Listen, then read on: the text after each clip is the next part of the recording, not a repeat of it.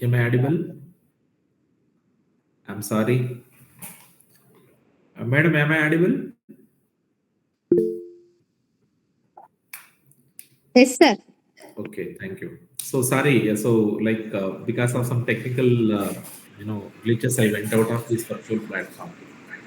So just I was explaining. Just I was trying to present my screen. So just a minute. This is what I'm going to speak for this you know uh, occasion. Let me know whether it is visible, that slide. Yes, sir. It's visible, sir. Okay. Yeah. Yes. So the uh, basic structure doctrine. I think you people well aware of that basic structure doctrine. So just I will be speaking on these things like a kind of introduction. So then a theoretical background. So what made the Supreme Court of India to come out with this doctrine of basic structure doctrine? Then what is the basic structure doctrine? Then what is that evolution or historical background connected with that? And to what extent this basic structure doctrine it is relevant for contemporary society, whether we have to accept it or whether we have to reject it. Is there any reason if we are going to reject it? What is the reason for that? So these are the reasons for which we have to look into this doctrine of basic structure.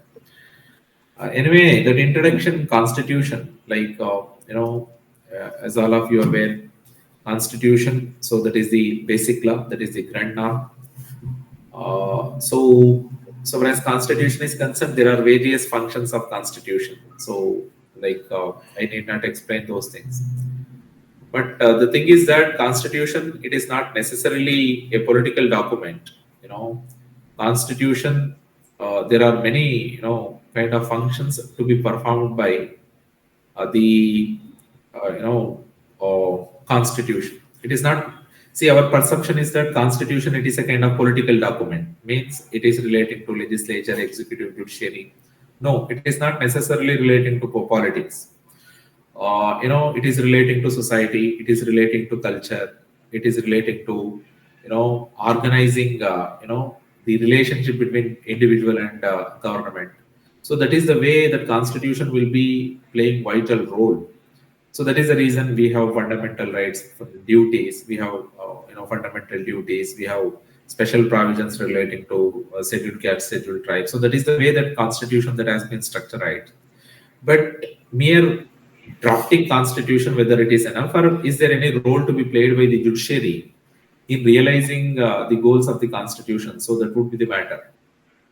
So the role played by the judiciary in realization of the constitution, it is immense. ನಾವು ಏನೋ ಬರೀ constitution ಕೆಳಗಡೆ constitution draft ಮಾಡೋ ಅಂತದಲ್ಲ, ಅದು ಯಾವ ತರದಲ್ಲಿ ಕಾರ್ಯಗತ ಆಗಬೇಕು, ಅದರ ಉದ್ದೇಶಗಳನ್ನ ಯಾವ ತರದಲ್ಲಿ ನಾವು ಆ, ಕಾರ್ಯ ಕಾರ್ಯಗತಗೊಳಿಸಬೇಕು ಅನ್ನೋ ಅಂತದ್ರಲ್ಲಿ ಜುಡಿಷಿಯರಿ ವಹಿಸಬೇಕಾದಂತ ಪಾತ್ರ ತುಂಬಾನೇ ಇರೋಂಥದ್ದು.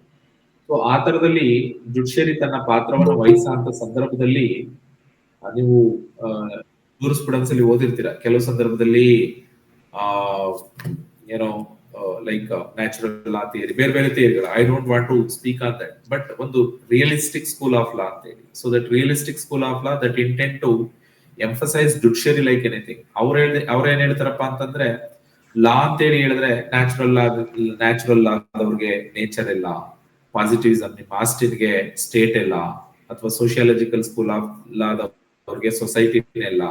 So like each school of law that intent to explain law in its own way. But realistic school of law ಅಂತ ಹೇಳಿ, ಅಮೆರಿಕನ್ ರಿಯಲಿಸಮ್ ಅಂತ ಹೇಳಿ ಏನ್ ಕರಿತೀವಿ, ಅವ್ರಿಗೆ ಲಾ ಅಂತಂದ್ರೆ ಏನಪ್ಪಾ ಅಂತಂದ್ರೆ ಕೋರ್ಟ್ ಏನ್ ಹೇಳ್ತದೆ ಅದೇ ಲಾ for them. That is the reason it is called it is called as realistic school of law, because reality that is to be looked into, and accordingly cases they are to be decided, and accordingly whatever contemplated by the court that itself would be considered as law. So while OBS playing such kind of role, main while website. Go to this. applying constitution to Linux the you can cases, download while according to your interpreting constitutional requirement. provisions, and while So like providing download it. justice to the people. So And courts, once they it have get come out with downloaded, various now double theories. click it. One such prominent theory, that is basic structure You come to doctrine. OBS. So that When you basic are structure using OBS doctrine Studio, that has played vital role downloading in OBS controlling the functions. power of the organs of the state. It may be legislature, it may be executive for that matter. See, the basic structure doctrine, it is very much important for the constitutional governance, for the reason that constitution ಅದು ರಾತ್ರೋರಾತ್ರಿ ಬಂದಂತ document ಅಲ್ಲ. Constitution ಅನ್ನೋದನ್ನ ಬರೆಯಂತದಕ್ಕೆ, constitution ಅನ್ನೋದನ್ನ adapt ಮಾಡ್ಕೊಳ್ಳೋಂಥದಕ್ಕೆ ಎಷ್ಟು ದಿನ, ಎಷ್ಟೆಲ್ಲ ಜನ ಕಷ್ಟಪಟ್ರು ಅಂತೇಳಿ ಎಲ್ರಿಗೂ ಗೊತ್ತಿರೋ ಅಂತದ್ದು. ಕಾನ್ಸ್ಟಿಟ್ಯೂಷನ್ ನ ಸುಮಾರು 3 ವರ್ಷಗಳ ಕಾಲ ಬರೆದಂಥದ್ದು. 2 ವರ್ಷ 11 ತಿಂಗಳು 17 ದಿನಗಳ ಕಾಲ ಬರೆದಂತ ಕಾನ್ಸ್ಟಿಟ್ಯೂಷನ್ ಅದು. ಸೊ ಈ ದೇಶದ ಕಾನ್ಸ್ಟಿಟ್ಯೂಷನ್ ಏನಿದೆ ಅದನ್ನ ಅಷ್ಟು ಸುದೀರ್ಘವಾದ ದಿನಗಳನ್ನ ತಗೊಂಡು ಮಾಡಿದಂತ ಒಂದು ಕಾನ್ಸ್ಟಿಟ್ಯೂಷನ್. ಆ ಸುದೀರ್ಘವಾದಂತ ಕಾನ್ಸ್ಟಿಟ್ಯೂಷನ್ ಯಾವ ಮಟ್ಟದ ಲಯಬಿಲಿಟಿ ಅಥವಾ ಆಬ್ಲಿಗೇಷನ್ ಕ್ರಿಯೇಟ್ ಮಾಡ್ತದೋ ಅದಕ್ಕೆ ಈಕ್ವಲ್ ಆಗಿರೋ ಅಂತ ಆಬ್ಲಿಗೇಷನ್ ಕ್ರಿಯೇಟ್ ಮಾಡೋ ಬೇಸಿಕ್ ಸ್ಟ್ರಕ್ಚರ್ ಡಾಕ್ಟ್ರಿನ್. ನಾನು ಏನ್ ಹೇಳ್ತಾ ಇದ್ದೀನಿ ಅಂತ ಹೇಳಿದ್ರೆ, 2 ವರ್ಷ 3 ವರ್ಷಗಳ ಕಾಲ ಡ್ರಾಫ್ಟ್ ಮಾಡಿದಂತ ಕಾನ್ಸ್ಟಿಟ್ಯೂಷನ್ ಯಾವ ತರದ ಲಯಬಿಲಿಟಿ ಕ್ರಿಯೇಟ್ ಮಾಡ್ತದೋ, ಈ ಒಂದು ಕೇಸಲ್ಲಿ ಬಂದಂತ ಬೇಸಿಕ್ ಸ್ಟ್ರಕ್ಚರ್ ಡಾಕ್ಟ್ರಿನ್ ಅನ್ನೋಂಥದ್ದು ಅದಕ್ಕೆ ಸಮನಾದಂತಹ ಲಯಬಿಲಿಟಿ ಅಬ್ಲಿಗೇಷನ್ ಅನ್ನೋಂಥದ್ನ ಸ್ಟೇಟ್ ಮೇಲೆ ಇಂಪೋಸ್ ಮಾಡೋದ್ರಿಂದ ಬೇಸಿಕ್ ಸ್ಟ್ರಕ್ಚರ್ ಡಾಕ್ಟ್ರಿನ್ ಅನ್ನೋಂಥದ್ನ ಅರ್ಥ ಮಾಡ್ಕೊಳ್ಳೋಂಥದಕ್ಕೆ, ಅಥವಾ ಒಂದು ರಾಷ್ಟ್ರ, particularly to understand Indian constitutional governance, it is very much required to understand this doctrine of basic structure doctrine. So then what is that? I don't want to elaborate on these things, theoretical things, but it is inevitable to explain something relating to these theoretical things. ನಿಮ್ಗೆಲ್ರಿಗೂ ಗೊತ್ತಿದೆ, constitution it is living organism ಅಥವಾ ಲಾನ living ಲಾ ಅಂತೇಳಿ ಕರಿತೀವಿ ನಾವು. ಯಾಕದನ್ನ living ಲಾ ಅಂತೇಳಿ ಕರಿಬೇಕು ಅಂತೇಳಿ, ಲಾನ ಅಂತದ್ದು ಚೇಂಜಿಂಗ್ ಸರ್ಕಮ್ಸ್ಟಾನ್ಸಸ್ಗೆ ಹೊಂದ್ಕೊಳ್ಳೋದಕ್ಕಾಗ್ಲಿಲ್ಲ ಅಂತೇಳಿ ಹೇಳಿದ್ರೆ ಆ ದೇಶದಲ್ಲಿ ಯಾವ ಕಾನೂನುಗಳು ಕೂಡ ಉಳಿಯೋಂಥದಕ್ಕೆ ಸಾಧ್ಯ ಇಲ್ಲ. ಕಾನ್ಸ್ಟಿಟ್ಯೂಷನ್ ಅದಕ್ಕೆ ಎಕ್ಸೆಪ್ಷನ್ ಅಲ್ಲ. ಕಾನ್ಸ್ಟಿಟ್ಯೂಷನ್ ಕೂಡ ಅದೇ ತರದಲ್ಲಿ, ನೀವು ನಂಬ್ತಿರೋ ಬಿಡ್ತಿರೋ, ಪ್ರತಿಯೊಬ್ಬ ಮನುಷ್ಯನಿಗೆ ಯಾವ ತರದಲ್ಲಿ ವಯಸ್ಸಿರ್ತದೋ ಕಾನ್ಸ್ಟಿಟ್ಯೂಷನ್ಗಳಿಗೂ ಕೂಡ ವಯಸ್ಸಿರ್ತದಂತೆ. ಕೆಲವು ಅಮೆರಿಕನ್ ರಿಸರ್ಚರ್ಸ್ ಮಾಡಿರೋ ಪ್ರಕಾರ ಒಂದು ಕಾನ್ಸ್ಟಿಟ್ಯೂಷನ್ ಆವರೇಜ್ ಏಜ್ ಎಷ್ಟಪ್ಪ ಅಂತ ಹೇಳಿದ್ರೆ, ಅಥವಾ ಎಷ್ಟು ವರ್ಷಗಳ ಕಾಲ ಒಂದು ಕಾನ್ಸ್ಟಿಟ್ಯೂಷನ್ ಬದುಕಬಹುದು ಅಂತ ಹೇಳಿದ್ರೆ 20 ವರ್ಷ ಆವರೇಜ್ ಅವ್ರ ಪ್ರಕಾರ. ಒಂದು ಐಡಿಯಲ್ ಕಾನ್ಸ್ಟಿಟ್ಯೂಷನ್ ಬದುಕಂತದ್ದು 20 ವರ್ಷ. ಅದ್ರ ಮೇಲೆ ಉಳಿಯಂತದಕ್ಕೆ ಸಾಧ್ಯ ಇಲ್ಲ. ಒಂದ್ ವೇಳೆ ಉಳಿತು ಅಂತ ಹೇಳಿದ್ರೆ that is the distinctive characteristic of that constitution, that is the substance of that constitution. ಆ ಕಾರಣಕ್ಕೋಸ್ಕರನೇ ನಾವು ಸುಮಾರು 75 ವರ್ಷಗಳಾದ್ರೂ ಕೂಡ ನಾವು ನಮ್ಮ ಕಾನ್ಸ್ಟಿಟ್ಯೂಷನ್ ಇನ್ನೂ ಕೂಡ ಉಳಿದಿರೋ ಅಂತದ್ದು. ಅಥವಾ ಅಮೆರಿಕನ್ ಕಾನ್ಸ್ಟಿಟ್ಯೂಷನ್ 1776 ಅಲ್ಲಿ ಬಂದ್ರು ಕೂಡ ಇನ್ನೂ ಕೂಡ ವರ್ಕ್ ಆಗ್ತಿರೋ ಅಂತದ್ದು. ನಾನು ಏನ್ ಹೇಳ್ತಾ ಇದ್ದೀನಿ ಅಂತ ಹೇಳಿದ್ರೆ, ಲಿವಿಂಗ್ ಆರ್ಗ್ಯಾನಿಸಮ್ ಡಾಕ್ಟ್ರಿನ್ ಏನ್ ಹೇಳ್ತದಪ್ಪ ಅಂತ ಹೇಳಿದ್ರೆ, ಲಾನ ಅಂತದ್ದು ಚೇಂಜಿಂಗ್ ಸರ್ಕಮ್ಸ್ಟಾನ್ಸಸ್ಗೆ ಹೊಂದ್ಕೊಳ್ಳೋ ಅಂತ ಕೆಪಾಸಿಟಿ ಇರಬೇಕು. ಇರ್ಲಿಲ್ಲ ಅಂತ ಹೇಳಿದ್ರೆ ಅದು ಉಳಿಯ ಅಂತದಕ್ಕೆ ಸಾಧ್ಯ ಇಲ್ಲ. ಅದನ್ನೇ ನಾವು ನಮ್ಮ ಸುತ್ತಮುತ್ತ ದೇಶಗಳಲ್ಲಿ ನೋಡ್ತೀವಿ. ಬಾಂಗ್ಲಾದೇಶದಲ್ಲಿ ಏನಾಗ್ತಾ ಇದೆ, ಶ್ರೀಲಂಕಾದಲ್ಲಿ ಏನಾಗ್ತಾ ಇದೆ, ಪಾಕಿಸ್ತಾನದಲ್ಲಿ ಏನಾಗ್ತಾ ಇದೆ. So we are witnessing kind of constitutional crisis in this country. But in India, whether we are free from such kind of constitutional crisis, it doesn't mean that India is completely immune or completely free from such kind of constitutional crisis. ಭಾರತದಲ್ಲೂ ಕೂಡ crisis ಇರೋ ಅಂತದ್ದು, ಅದರಲ್ಲೂ major ಆಗಿರೋ ಅಂತದ್ದು. ನಿಮ್ಮ ಒಬ್ರು participant ಅದನ್ನ ಹೇಳ್ತಾರ, ಲೆಜಿಸ್ಲೇಚರ್ ಮತ್ತೆ ಎಕ್ಸಿಕ್ಯೂಟಿವ್ ಮಧ್ಯೆ ಯಾವಾಗ್ಲೂ ಆ ಒಂದು ಟಜಲ್ ಇರೋ ಅಂತದ್ದು. ಆ ಟಜಲ್ ಯಾವ ತರದಲ್ಲಿ ಬಂತು ಅನ್ನೋ ಅಂತದನ್ನ ನೋಡಿದ್ರೆ, ಅಥವಾ ಅದಕ್ಕೆ ಮೊದಲು ಈ ಲಿವಿಂಗ್ ಆರ್ಗ್ಯಾನಿಸಮ್ ಅನ್ನ ಅಂತದನ್ನ ಉಳಿಸ್ಕೊಳ್ಳೋ ಅಂತದಕ್ಕೋಸ್ಕರ ಅಥವಾ ಬೆಳೆಸೋಂಥದಕ್ಕೋಸ್ಕರ ಏನ್ ಮಾಡ್ತವೆ ಕಾನ್ಸ್ಟಿಟ್ಯೂಷನ್ ಗಳು ಸಾಮಾನ್ಯವಾಗಿ ಅಂತ ಹೇಳಿದ್ರೆ, ಅಮೆಂಡ್ಮೆಂಟ್ ಕ್ಲಾಸ್ ಗಳನ್ನ ಸೇರಿಸ್ತವೆ. ಕಾನ್ಸ್ಟಿಟ್ಯೂಷನ್ ಗಳಲ್ಲಿ ಅಮೆಂಡ್ಮೆಂಟ್ ಕ್ಲಾಸ್ ಯಾಕಿರ್ತದೆ ಅಂತ ಹೇಳಿದ್ರೆ, ಈ ಲಿವಿಂಗ್ ಆರ್ಗ್ಯಾನಿಸಮ್ ಥಿಯರಿಯನ್ನ ಅಂತದ್ದು ಉಳಿಬೇಕು ಅಂತ ಹೇಳಿದ್ರೆ ಅಮೆಂಡ್ಮೆಂಟ್ ಕ್ಲಾಸ್ ಇರಬೇಕು.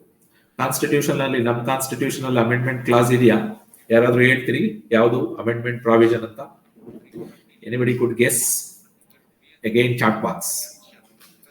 What is that Indian constitutional provision relating to amendment? So let us see who will be the first in answering that question. any very good. Sanket Reddy is, I think, a man of the day, I guess, because he is answering many questions. Good, Sanket. So that is the provision, Article 368.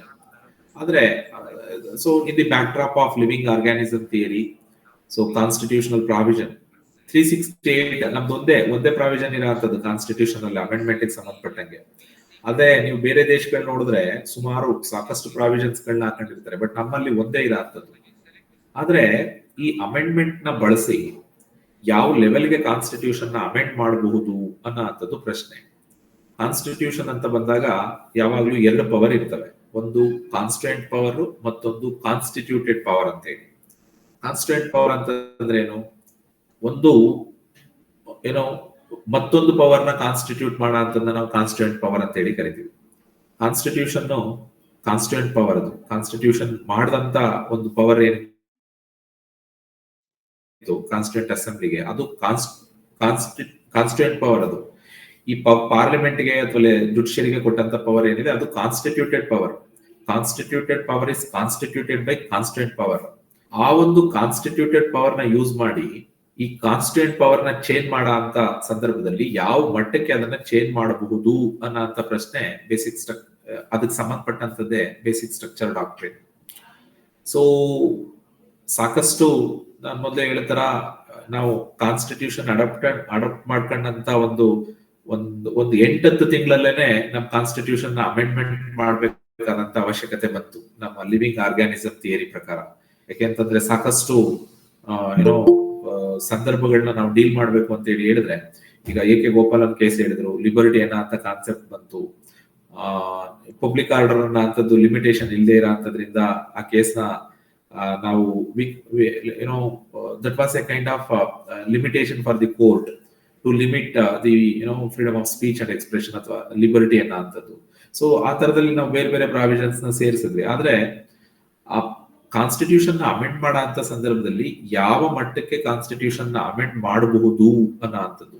ನಾನು again repeating, ಈ constituent power ಅನ್ನೋ ಅಂಥದ್ದು constituted power ಅನ್ನೋ ಅಂಥದ್ದು constituent power ಅನ್ನೋ ಅಂಥದ್ದನ್ನ complete ಆಗಿ change ಮಾಡೋ ಅಂಥದ್ದಕ್ಕೆ ಸಾಧ್ಯನಾ, ಅಥವಾ ಅದು ಅಮೆಂಡ್ಮೆಂಟ್ ಪವರ್ ನ ಯೂಸ್ ಮಾಡಿ ಚೇಂಜ್ ಮಾಡೋ ಅಂಥದ್ದಕ್ಕೆ ಸಾಧ್ಯ ಆಗೋದಾದ್ರೆ ಯಾವ ತರದಲ್ಲಿ ಅದನ್ನ ಮಾಡಬೇಕು ಅನ್ನೋ ಅಂಥದ್ದೇ ಬೇಸಿಕ್ ಸ್ಟ್ರಕ್ಚರ್ ಥಿಯರಿಗೆ ಸಂಬಂಧಪಟ್ಟಂಥದ್ದು. ಕಾನ್ಸ್ಟಿಟ್ಯೂಷನ್ ಬಂದ ಮೇಲೆ ಸಾಕಷ್ಟು ಕೇಸ್ಗಳು ಇಮ್ಮಿಡಿಯೇಟ್ ಆಗಿ ಸುಪ್ರೀಂ ಕೋರ್ಟ್ ಮುಂದೆ ಬಂದಂಥದ್ದು. ಅದರಲ್ಲೂ ಯಾವಾಗ ಇಗ್ಯಾಲಿಟೇರಿಯನ್ ಸೊಸೈಟಿ ಕಾನ್ಸ್ಟಿಟ್ಯೂಟ್ ಮಾಡಬೇಕು ಅಂತ ಹೇಳಿ ಪ್ರಿಯಾಂಬಲ್ ಅಲ್ಲಿ ನಾವು ಹೇಳ್ತಾರ socialistic form of society constitute ಮಾಡಬೇಕು ಅಂತ ಹೇಳಿ ಯಾವಾಗ ಬೇರೆ ಬೇರೆ ಲ್ಯಾಂಡ್ ರಿಫಾರ್ಮ್ ಲೆಜಿಸ್ಲೇಷನ್ ಗಳನ್ನ ಸೆಂಟ್ರಲ್ ಗವರ್ಮೆಂಟ್ ಎನಾಕ್ಟ್ ಮಾಡ್ತಾ ಹೋದ್ರು, ಸೊ ಅಲ್ಲಿ ಕ್ಲಾಸಸ್ ಸ್ಟಾರ್ಟ್ ಆಯ್ತು. ಯಾಕೆಂತಂದ್ರೆ 19(1) ಕೆಳಗಡೆ ಪ್ರಾಪರ್ಟಿ ರೈಟ್ ಮತ್ತೆ 31 ಕೆಳಗಡೆ ಪ್ರಾಪರ್ಟಿ ರೈಟ್ ಇದ್ದಂಥದ್ದು. ಆದ್ರೆ ಆ ಪ್ರಾಪರ್ಟಿ ರೈಟ್ ಅನ್ನೋಂಥದ್ದು ರಾಜ್ಯ ಏನು ಎಲ್ರಿಗೂ ಆಸ್ತಿ ಹಂಚ್ಬೇಕು ಅನ್ನೋ ಅಂತ ಒಂದು ಸೋಷಿಯಲಿಸ್ಟಿಕ್ ಫಾರ್ಮ್ ಆಫ್ ಗವರ್ನೆನ್ಸ್ ಇತ್ತು, ಅದ್ರ ಜೊತೆಗೆ ಕ್ಲಾಶ್ ಆಯ್ತಿದ್ದಂಥದ್ದು. ಆ ಕಾರಣಕ್ಕೋಸ್ಕರನೇ ಆ ಒಂದು ರೈಟ್ ಟು ಪ್ರಾಪರ್ಟಿ ಅನ್ನೋಂಥದ್ನೇ 44th ಕಾನ್ಸ್ಟಿಟ್ಯೂಷನಲ್ ಅಮೆಂಡ್ಮೆಂಟ್ ಮುಖಾಂತರ ರಿಮೂವ್ ಮಾಡಿದಂಥದ್ದು. ಆದ್ರೆ ಆ ಒಂದು ಪ್ರಾಪರ್ಟಿಗೆ ಸಂಬಂಧಪಟ್ಟಂತ ಕೇಸಸ್ ನ ಡಿಸೈಡ್ ಮಾಡೋ ಅಂತ ಸಂದರ್ಭದಲ್ಲಿ ಈ directive socialistic form of governance ನ ಕಾನ್ಸ್ಟಿಟ್ಯೂಟ್ ಮಾಡೋ ಅಂಥದ್ದು 4th ಕೆಳಗಡೆ, ಆದ್ರೆ ಪಾರ್ಟ್ 3 ಕೆಳಗಡೆ ಫಂಡಮೆಂಟಲ್ ರೈಟ್ಸ್ ಇರೋ ಅಂಥದ್ದು. ಸೊ ಇದೆರಡನ್ನು ಬ್ಯಾಲೆನ್ಸ್ ಮಾಡೋ ಅಂತ ಒಂದು ಚಾಲೆಂಜಿಂಗ್ ಟಾಸ್ಕ್ ಕೋರ್ಟ್ ಬಂದಂಥದ್ದು. ಸಾಕಷ್ಟು ಜನ ಕೇಸಸ್ ನ ಅವರು they challenged certain cases before court of law. Right from Kameshwar Singh ಕೇಸಲ್ಲೇನೆ ಪ್ರಾಬ್ಲಮ್ ಆದಂಥದ್ದು. ಪ್ರಾಪರ್ಟಿ ರೈಟ್ಗೂ ಫಂಡಮೆಂಟಲ್ ರೈಟ್ಗೂ like there was a clash between action of the government to constitute egalitarian society and right to property. So ಆ ಕಾರಣಕ್ಕೋಸ್ಕರನೇ ಅವರು 31A(b) ಗಳನ್ನ ಸೇರಿಸಿ 9th schedule ನ ಕ್ರಿಯೇಟ್ ಮಾಡಿ, so they escaped from clutches of the judiciary saying that ಆ ತರದಲ್ಲಿ ಪ್ರಾಪರ್ಟಿನ ಇಗಾಲಿಟೇರಿಯನ್ society constitute ಮಾಡೋ ಅಂತದಕ್ಕೋಸ್ಕರ ಪ್ರಾಪರ್ಟಿನ ಅಕ್ವೈರ್ ಮಾಡ್ಕೊಳ್ಳೋಂಥದ್ದು ಏನಿದೆ ಅದನ್ನ ಚಾಲೆಂಜ್ ಮಾಡೋ ಅಂತದಕ್ಕೆ ಬರಲ್ಲ. Fundamental question came up before court of law was like constitutional amendment ಅನ್ನೋ ಅಂಥದ್ದು 368 ಕೆಳಗಡೆ ಅದು ಲಾನಾ ಅಥವಾ ಲಾ ಅಲ್ವಾ? ಯಾಕೆಂತಂದ್ರೆ ಆರ್ಟಿಕಲ್ 13 ಕೆಳಗಡೆ Parliament is not supposed to make any law contrary to Part 3 of the Constitution. ಆದ್ರೆ ನಮ್ಮ ಈ ಲ್ಯಾಂಡ್ ರಿಫಾರ್ಮ್ ಲೆಜಿಸ್ಲೇಷನ್ಸ್ ಏನಿದು ಅವೆಲ್ಲವೂ ಕೂಡ ನಮ್ಮ ಪ್ರಾಪರ್ಟಿ ರೈಟ್ ಏನಿತ್ತು ಅದಕ್ಕೆ ತದ್ವಿರುದ್ಧವಾಗಿ ಅಥವಾ ಅದಕ್ಕೆ ಅಪೋಸಿಟ್ ಆಗಿ ಎನಾಕ್ಟ್ ಆದಂತದ್ದು. ಸೊ ಆ ಕಾರಣಕ್ಕೋಸ್ಕರ ಅದನ್ನ ಚಾಲೆಂಜ್ ಮಾಡೋದಂಥದ್ದು ಕಾಮೇಶ್ವರ್ ಸಿಂಗ್ ಕೇಸಲ್ಲಿ, ಶಂಕರಿ ಪ್ರಸಾದ್ ಕೇಸಲ್ಲಿ, ಸಜ್ಜನ್ ಸಿಂಗ್ ಕೇಸಲ್ಲಿ. So whatever the law legislated by Parliament of India to ensure socialistic form of system in this country, so those legislations were challenged before court of law, saying that they are violating Part 3 of the Constitution. ಯಾಕೆಂತಂದ್ರೆ ನಾವು challenge ಮಾಡಬಹುದು. Article 13 ಕೆಳಗಡೆ fundamental right ಗೆ contrary ಆಗಿರುವಂತಹ ಯಾವ ಕಾನೂನು ಕೂಡ state ಮಾಡಂಗಿಲ್ಲ. ಒಂದ್ ವೇಳೆ ಮಾಡಿದ್ರೆ ಅದು ಅನ್ಕಾನ್ಸ್ಟಿಟ್ಯೂಷನಲ್ ಅಂತ ಹೇಳಿ ಡಿಕ್ಲೇರ್ ಮಾಡೋ ಅಂತ implied judicial review power court ಇರೋಂಥದ್ದು. ಆ ಕಾರಣಕ್ಕೋಸ್ಕರನೇ ಸಜ್ಜನ್ ಸಿಂಗ್ ಕೇಸು, ಶಂಕರಿ ಪ್ರಸಾದ್ ಕೇಸು ಇದ್ರಲ್ಲೆಲ್ಲ ಅದನ್ನ ಚಾಲೆಂಜ್ ಮಾಡಿದ್ರು. ಆದ್ರೆ ಕೋರ್ಟ್ ಮುಂದೆ ಇದ್ದಂತ ಪ್ರಶ್ನೆ ಏನಪ್ಪಾ ಅಂತ ಹೇಳಿದ್ರೆ 368 ಕೆಳಗಡೆ ಕಾನ್ಸ್ಟಿಟ್ಯೂಷನ್ ಅಮೆಂಡ್ ಮಾಡಾಂತದ್ದು, ಆರ್ಟಿಕಲ್ 13 ಕೆಳಗಡೆ ಕೊಟ್ಟಂತ ಡೆಫಿನೇಷನ್ ಏನಿದೆ, ಲಾ ಅನ್ನೋಂಥದ್ದು ಕೊಟ್ಟಂತ ಡೆಫಿನೇಷನ್ ಏನಿದೆ ಅದ್ರ ಕೆಳಗಡೆ ಬರ್ತದ, ಅಥವಾ 368 ಕೆಳಗಡೆ ಮಾಡದಂತದ್ದು ಲಾ ಅಲ್ವಾ ಅನ್ನೋ very simple question that was to be decided by the court. So Shankari Prasad case 1951 ನಲ್ಲಿ ಮತ್ತೆ ಸಜ್ಜನ್ ಸಿಂಗ್ ಕೇಸು 1965 ನಲ್ಲಿ ಅವ್ರು ಹೇಳಿದಂಥದ್ದು ಏನಪ್ಪಾ ಅಂತ ಹೇಳಿದ್ರೆ, ಅಮೆಂಡ್ಮೆಂಟ್ ಮಾಡದಂತದ್ದು ಏನಿರ್ತದೆ ಅದು ಲಾ ಅನ್ನೋಂಥದ್ದು ಅಂತ ಹೇಳಿ ಕನ್ಸಿಡರ್ ಮಾಡಂತದಕ್ಕಾಗಲ್ಲ. ಯಾವಾಗ ಅದು ಲಾ ಅಲ್ವೋ ಅದು ಪಾರ್ಟ್ 3 ನ ವೈಲೇಟ್ ಮಾಡ್ತದೆ ಅಂತ ಹೇಳಿ ನಾವು ಅದನ್ನ ಚಾಲೆಂಜ್ ಮಾಡಂತದ್ದು ಬರಲ್ಲ ಅಂತ ಹೇಳಿ ಡಿಸೈಡ್ ಮಾಡದಂಥದ್ದು. So that is the case of Shankari Prasad and Sajjan Singh case 1951, 1960, 1965 ನಲ್ಲಿ ಬಂದಂಥದ್ದು. ಆದ್ರೆ ಕೋರ್ಟ್ ಮತ್ತೆ ತನ್ನ ಅಪ್ರೋಚ್ ನ ಚೇಂಜ್ ಮಾಡದಂಥದ್ದು. ಅದೇ ಪ್ರಕರಣಗಳು ಗೋಲಕ್ನಾಥ್ ಕೇಸಲ್ಲಿ ಬಂದಂಥದ್ದು. ಗೋಲಕ್ನಾಥ್ ನಾನು I would like to mention one more thing. ಈಗ ಬೇಸಿಕ್ ಸ್ಟ್ರಕ್ಚರ್ ಡಾಕ್ಟ್ರಿನ್ ತಕ್ಷಣನೇ ನಮ್ಮ ಪರ್ಸೆಪ್ಷನ್ ಏನಪ್ಪಾ ಅಂತಂದ್ರೆ ಅದು ಕೇಶವಾನಂದ ಭಾರತಿ ಕೇಸಲ್ಲಿ ಬಂದಂಥದ್ದು ಅಂತ ಹೇಳಿ. ಆದ್ರೆ ಸಜ್ಜನ್ ಸಿಂಗ್ ಕೇಸಲ್ಲೇ ಜಸ್ಟಿಸ್ ಮುಧೋಳ್ಕರ್ ಅವರು ಅದರದ್ದು ಬೇಸಿಕ್ ಪ್ರಿನ್ಸಿಪಲ್ ಅನ್ನ ಅಂತ ಒಂದು ಕಾನ್ಸೆಪ್ಟ್ ಕೆಳಗಡೆ ಐಡೆಂಟಿಫೈ ಮಾಡಿದಂಥದ್ದು. ಹಾಗೇನೆ ಬೇಸಿಕ್ ಸ್ಟ್ರಕ್ಚರ್ ಡಾಕ್ಟ್ರಿನ್ ಅನ್ನೋದಕ್ಕೆ ಬೀಜ ಬಿತ್ತಿದಂಥದ್ದು. ಆದ್ರೆ ಅದು ಕ್ರೆಡಿಟ್ ಬಂದಂಥದ್ದು 1973 ನಲ್ಲಿ Kesavananda Bharati case. So Sajjan Singh case ಮತ್ತೆ ಶಂಕರಿ ಪ್ರಸಾದ್ ಕೇಸಲ್ಲಿ ಹೇಳ್ತಾರೆ ಅಮೆಂಡ್ಮೆಂಟ್ ಅನ್ನೋಂಥದ್ದು ಲಾ ಅಲ್ಲ. ಆ ಕಾರಣಕ್ಕೋಸ್ಕರ ಅದು ಫಂಡಮೆಂಟಲ್ ರೈಟ್ಸ್ ನ ವೈಲೇಟ್ ಮಾಡ್ತಿತ್ತು ಅಂತಂದ್ರೆ ಆರ್ಟಿಕಲ್ 13 ಕೆಳಗಡೆ ಅದನ್ನ ಚಾಲೆಂಜ್ ಮಾಡಕ್ಕೆ ಬರಲ್ಲ ಅಂತ ಹೇಳಿ. ಆದ್ರೆ ಗೋಲಕ್ನಾಥ್ ಕೇಸಲ್ಲಿ so the court reversed the decision given in that Sajjan Singh and Shakti Prasad case. The court held that yes, the amendment made to the Constitution under Article 368, that is also law for the purpose of Article 30 of the Indian Constitution. ಆ ಕಾರಣಕ್ಕೋಸ್ಕರ if any law made by the Parliament, so that cannot that law cannot violate or breach Part 3 of the Constitution ಅಂತ ಹೇಳಿ ಗೋಲಕ್ನಾಥ್ ಕೇಸಲ್ಲಿ ಹೇಳ್ತಾರೆ 1967 ನಲ್ಲಿ. So ಯಾವಾಗ court ಅದನ್ನ amend ಮಾಡೋದಕ್ಕೆ ಬರಲ್ಲ ಅಂತ ಹೇಳಿ ಹೇಳ್ತಾರೋ 24th ಕಾನ್ಸ್ಟಿಟ್ಯೂಷನಲ್ ಅಮೆಂಡ್ಮೆಂಟ್ ನ ತಂದು 13(3) ನ ಸೇರಿಸ್ತಾರೆ ಅದಕ್ಕೆ. ಅಂದ್ರೆ ಅಮೆಂಡ್ಮೆಂಟ್ ಅಮೆಂಡ್ಮೆಂಟ್ ಪವರ್ ನ ಯೂಸ್ ಮಾಡಿದಂತ ಅಮೆಂಡ್ಮೆಂಟ್ ಏನಿರ್ತದೆ ಅದು ಲಾ, ಅದನ್ನ ಪಾರ್ಟ್ 3 ಗೆ ಕಾಂಟ್ರರಿ ಆಗಿದೆ ಅಂತ ಹೇಳಿ ಚಾಲೆಂಜ್ ಮಾಡೋದಕ್ಕೆ ಬರಲ್ಲ ಅಂತ ಹೇಳಿ 24th ಕಾನ್ಸ್ಟಿಟ್ಯೂಷನಲ್ ಅಮೆಂಡ್ಮೆಂಟ್ ನ ತಂದದ್ದು. That resulted in Kesavananda Bharati case. It is not only 24th constitutional amendment, 17th constitutional amendment and Kerala land reform act 1963 ಅವರು ಕೇಶವಾನಂದ ಭಾರತಿ ಅವರು ಚಾಲೆಂಜ್ ಮಾಡ್ತಾರೆ. ಕೇರಳ ಲ್ಯಾಂಡ್ ರಿಫಾರ್ಮ್ ಆಕ್ಟ್ 1963 ಏನಿತ್ತು ಅದನ್ನ ಚಾಲೆಂಜ್ ಮಾಡ್ತಾರೆ. ಸೊ ಚಾಲೆಂಜ್ ಮಾಡಿದಂತ ಸಂದರ್ಭದಲ್ಲಿ so it was the question before court of law.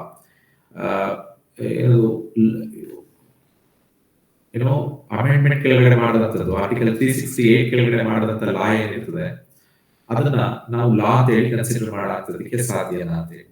So in deciding that particular case the court come to the conclusion that yes, it is law for the purpose of whatever the decision given by Golaknath case. So that was the court held that yes, it is law.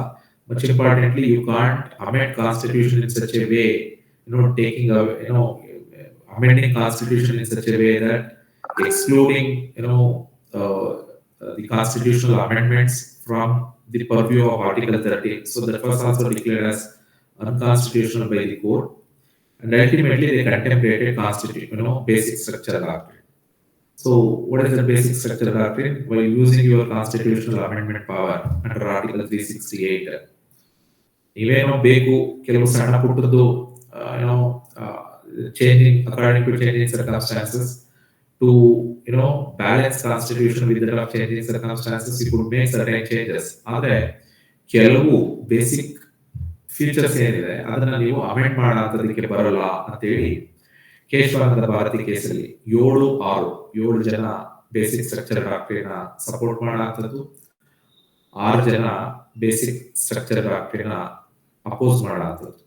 So 7 ಜನ judges ಏನಿದ್ರು ಅವರು basic structure ಡಾಕ್ಟ್ರಿನ support ಮಾಡೋಂಥದ್ದು.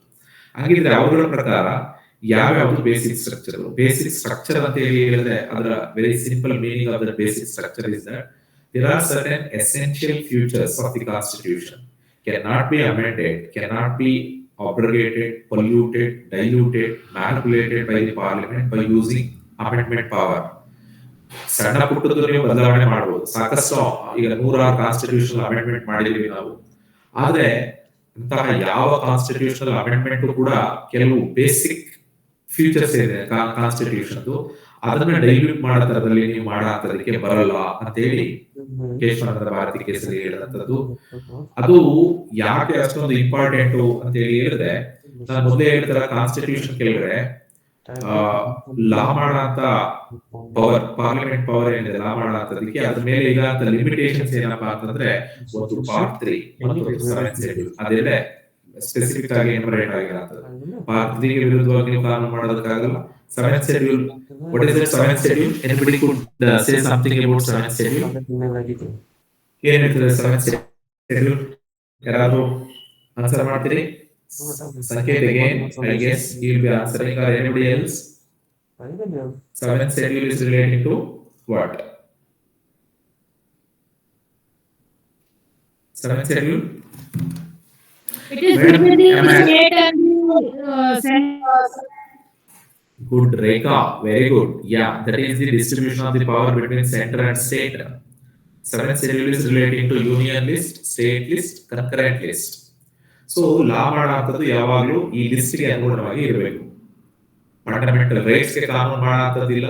ಮತ್ತೆ 7th schedule ಪ್ರಕಾರ central ಗೆ, state ಗೆ, union ಗೆ ಏನೇನು power ಕೊಟ್ಟಿದೆ ಅದಕ್ಕೆ ವಿರುದ್ಧವಾಗಿ ಇದೆರಡೇ ಲಿಮಿಟೇಷನ್ ಇದ್ದಂಥದ್ದು law like these are the 2 limitations on law making power of the central and state government. ಆದ್ರೆ ಬೇಸಿಕ್ ಸ್ಟ್ರಕ್ಚರ್ ಡಾಕ್ಟ್ರಿನ್ ಅನ್ನೋದು ಅದಕ್ಕೆ ಪ್ಯಾರಲಲ್ ಆಗಿ ಮತ್ತೊಂದು ಕಂಡೀಷನ್ ಅನ್ನ ಕ್ರಿಯೇಟ್ ಮಾಡೋದಂಥದ್ದು ಬೇಸಿಕ್ ಸ್ಟ್ರಕ್ಚರ್ ಅನ್ನೋದು. ಅಂದ್ರೆ ಬರೀ ಫಂಡಮೆಂಟಲ್ ರೈಟ್ಸ್ ಗೆ ವಿರುದ್ಧವಾಗಿ ಲಾ ಮಾಡದೆ ಚಾಲೆಂಜ್ ಮಾಡೋಂಥದ್ದಲ್ಲ, ಅಥವಾ ಶೆಡ್ಯೂಲ್ ಗೆ ವಿರುದ್ಧವಾಗಿ ಇದ್ರೆ ಚಾಲೆಂಜ್ ಮಾಡೋಂಥದ್ದಲ್ಲ.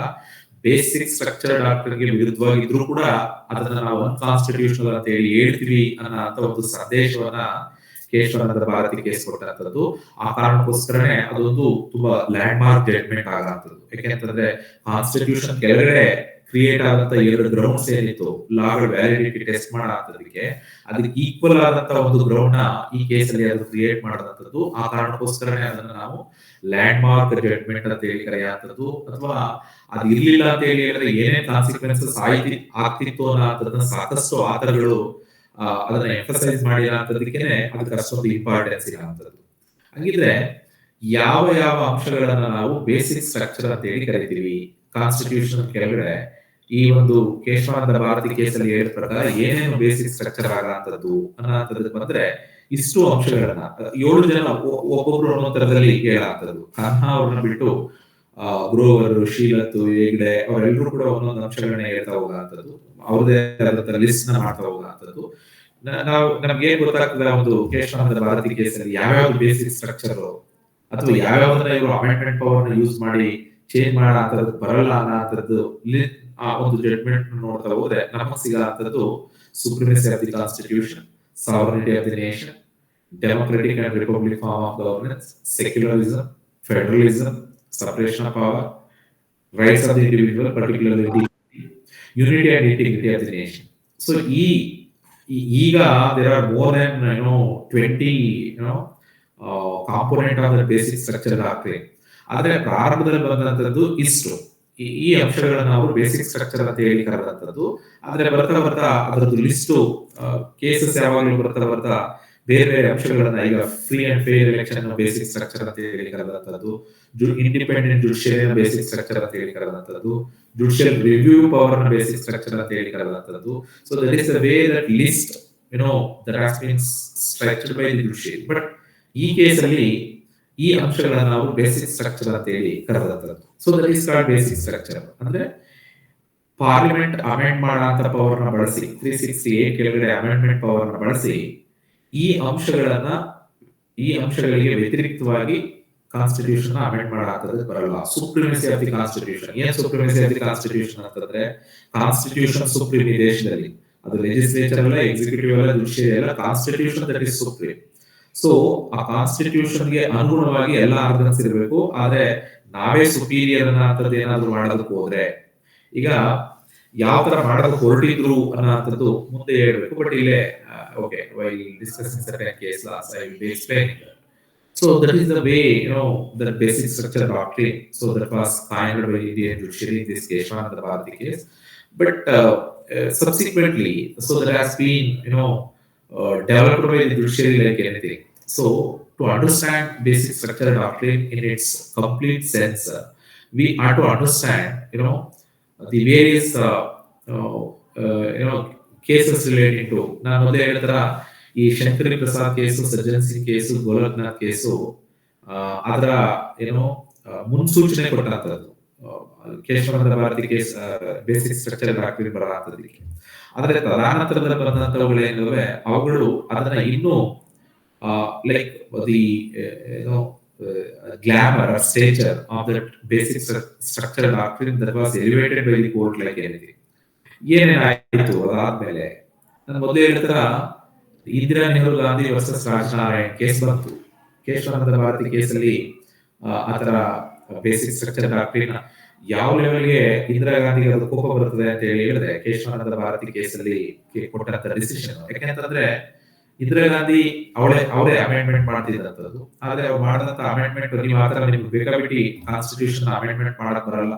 ಈ ಬೇಸಿಕ್ ಸ್ಟ್ರಕ್ಚರ್ ಡಾಕ್ಟ್ರಿನ್ ಅನುಗುಣವಾಗಿ ಮಾಡಬೇಕು ಅಂತ ಹೇಳಿ ಯಾವಾಗ 7 ಜನ ಜಡ್ಜಸ್ ಹೇಳಿದ್ರು, ಅವಾಗ ತುಂಬಾ ಕೋಪ ಬಂತು. ಆ ಕಾರಣಕ್ಕೋಸ್ಕರನೇ ಅವರು ಸೀನಿಯರ್ ಜಡ್ಜಸ್ ಇದ್ರು ಕೂಡ, ಯಾರು ಸೀನಿಯಾರಿಟಿ ಆ ಒಂದು ಟೈಮಲ್ಲಿ ಸೀನಿಯಾರಿಟಿ ಇದ್ದಂಥದ್ದು ಶೀಲತ್, ಗ್ರೋವರ್ ಮತ್ತೆ ಹೆಗ್ಡೆ, ಇವರು ಸೀನಿಯರ್ ಮೋಸ್ಟ್ ಜಡ್ಜ್. ಈಗ ಜಡ್ಜಸ್ ಗಳನ್ನ ನಾವು senior supreme court chief justice ಗಳನ್ನ ಅಪಾಯಿಂಟ್ ಮಾಡೋಂಥದ್ದು ಯಾವ ತರ ಅಂತಂದ್ರೆ, ಸೀನಿಯರ್ ಮೋಸ್ಟ್ ಜಡ್ಜ್ ಯಾರಿರ್ತಾರೆ ಅವ್ರು ಮಾಡೋಂಥದ್ದು. ಆದ್ರೆ ಇಂದಿರಾ ಗಾಂಧಿಗೆ ವಿರುದ್ಧವಾಗಿ ಜಡ್ಜ್ಮೆಂಟ್ ನ ಕೊಟ್ಟರು ಅಂತ ಹೇಳಿ ಇವ್ರು 3 ಜನ ಜಡ್ಜಸ್, ಒಟ್ಟು 7 ಜನ ಇದ್ದಂಥದ್ದು. ಅದರಲ್ಲಿ 3 ಜನ ಜಡ್ಜಸ್ ಎನ್ ರೇ ಅಂತ ಹೇಳಿ 6 ಜನದಲ್ಲಿ ಇದ್ದಂತ ವ್ಯಕ್ತಿ ಅವರು. 6 ಜನ ಯಾರು ಇಂದಿರಾ ಗಾಂಧಿಗೆ ಫೇವರ್ ಕೊಟ್ಟಿದ್ರು, ಆ ಗುಂಪಲ್ಲಿ ಇದ್ದಂತ ವ್ಯಕ್ತಿ ಎನ್ ರೇ ಅಂತವರು. ಆದ್ರೆ 7 ಜನ ಇಂದಿರಾ ಗಾಂಧಿಗೆ ಅಪೋಸಿಟ್ ಆಗಿ ಕೊಟ್ಟಂತದ್ದು, 6 ಜನ ಇಂದಿರಾ ಗಾಂಧಿಗೆ ಫೇವರ್ ಆಗಿ ಕೊಟ್ಟಂತದ್ದು. ಇಂದಿರಾ ಗಾಂಧಿ ಫೇವರ್ ಕೊಟ್ಟಂತ ಜಡ್ಜ್ ಆಗಿದ್ರು ಎನ್ ರೇ ಅಂತ ಹೇಳಿ. ಅವರು ಈ 3 ಜನ ಜಡ್ಜಸ್ ಗಳಿಗಿಂತ ಕೆಳಗಡೆ ಇದ್ದಂಥದ್ದು, ಶೀಲತ್ತು, ಗ್ರೋವರ್, ಹೆಗ್ಡೆಗಿಂತ ಕೆಳಗಡೆ ಇದ್ದಂಥದ್ದು.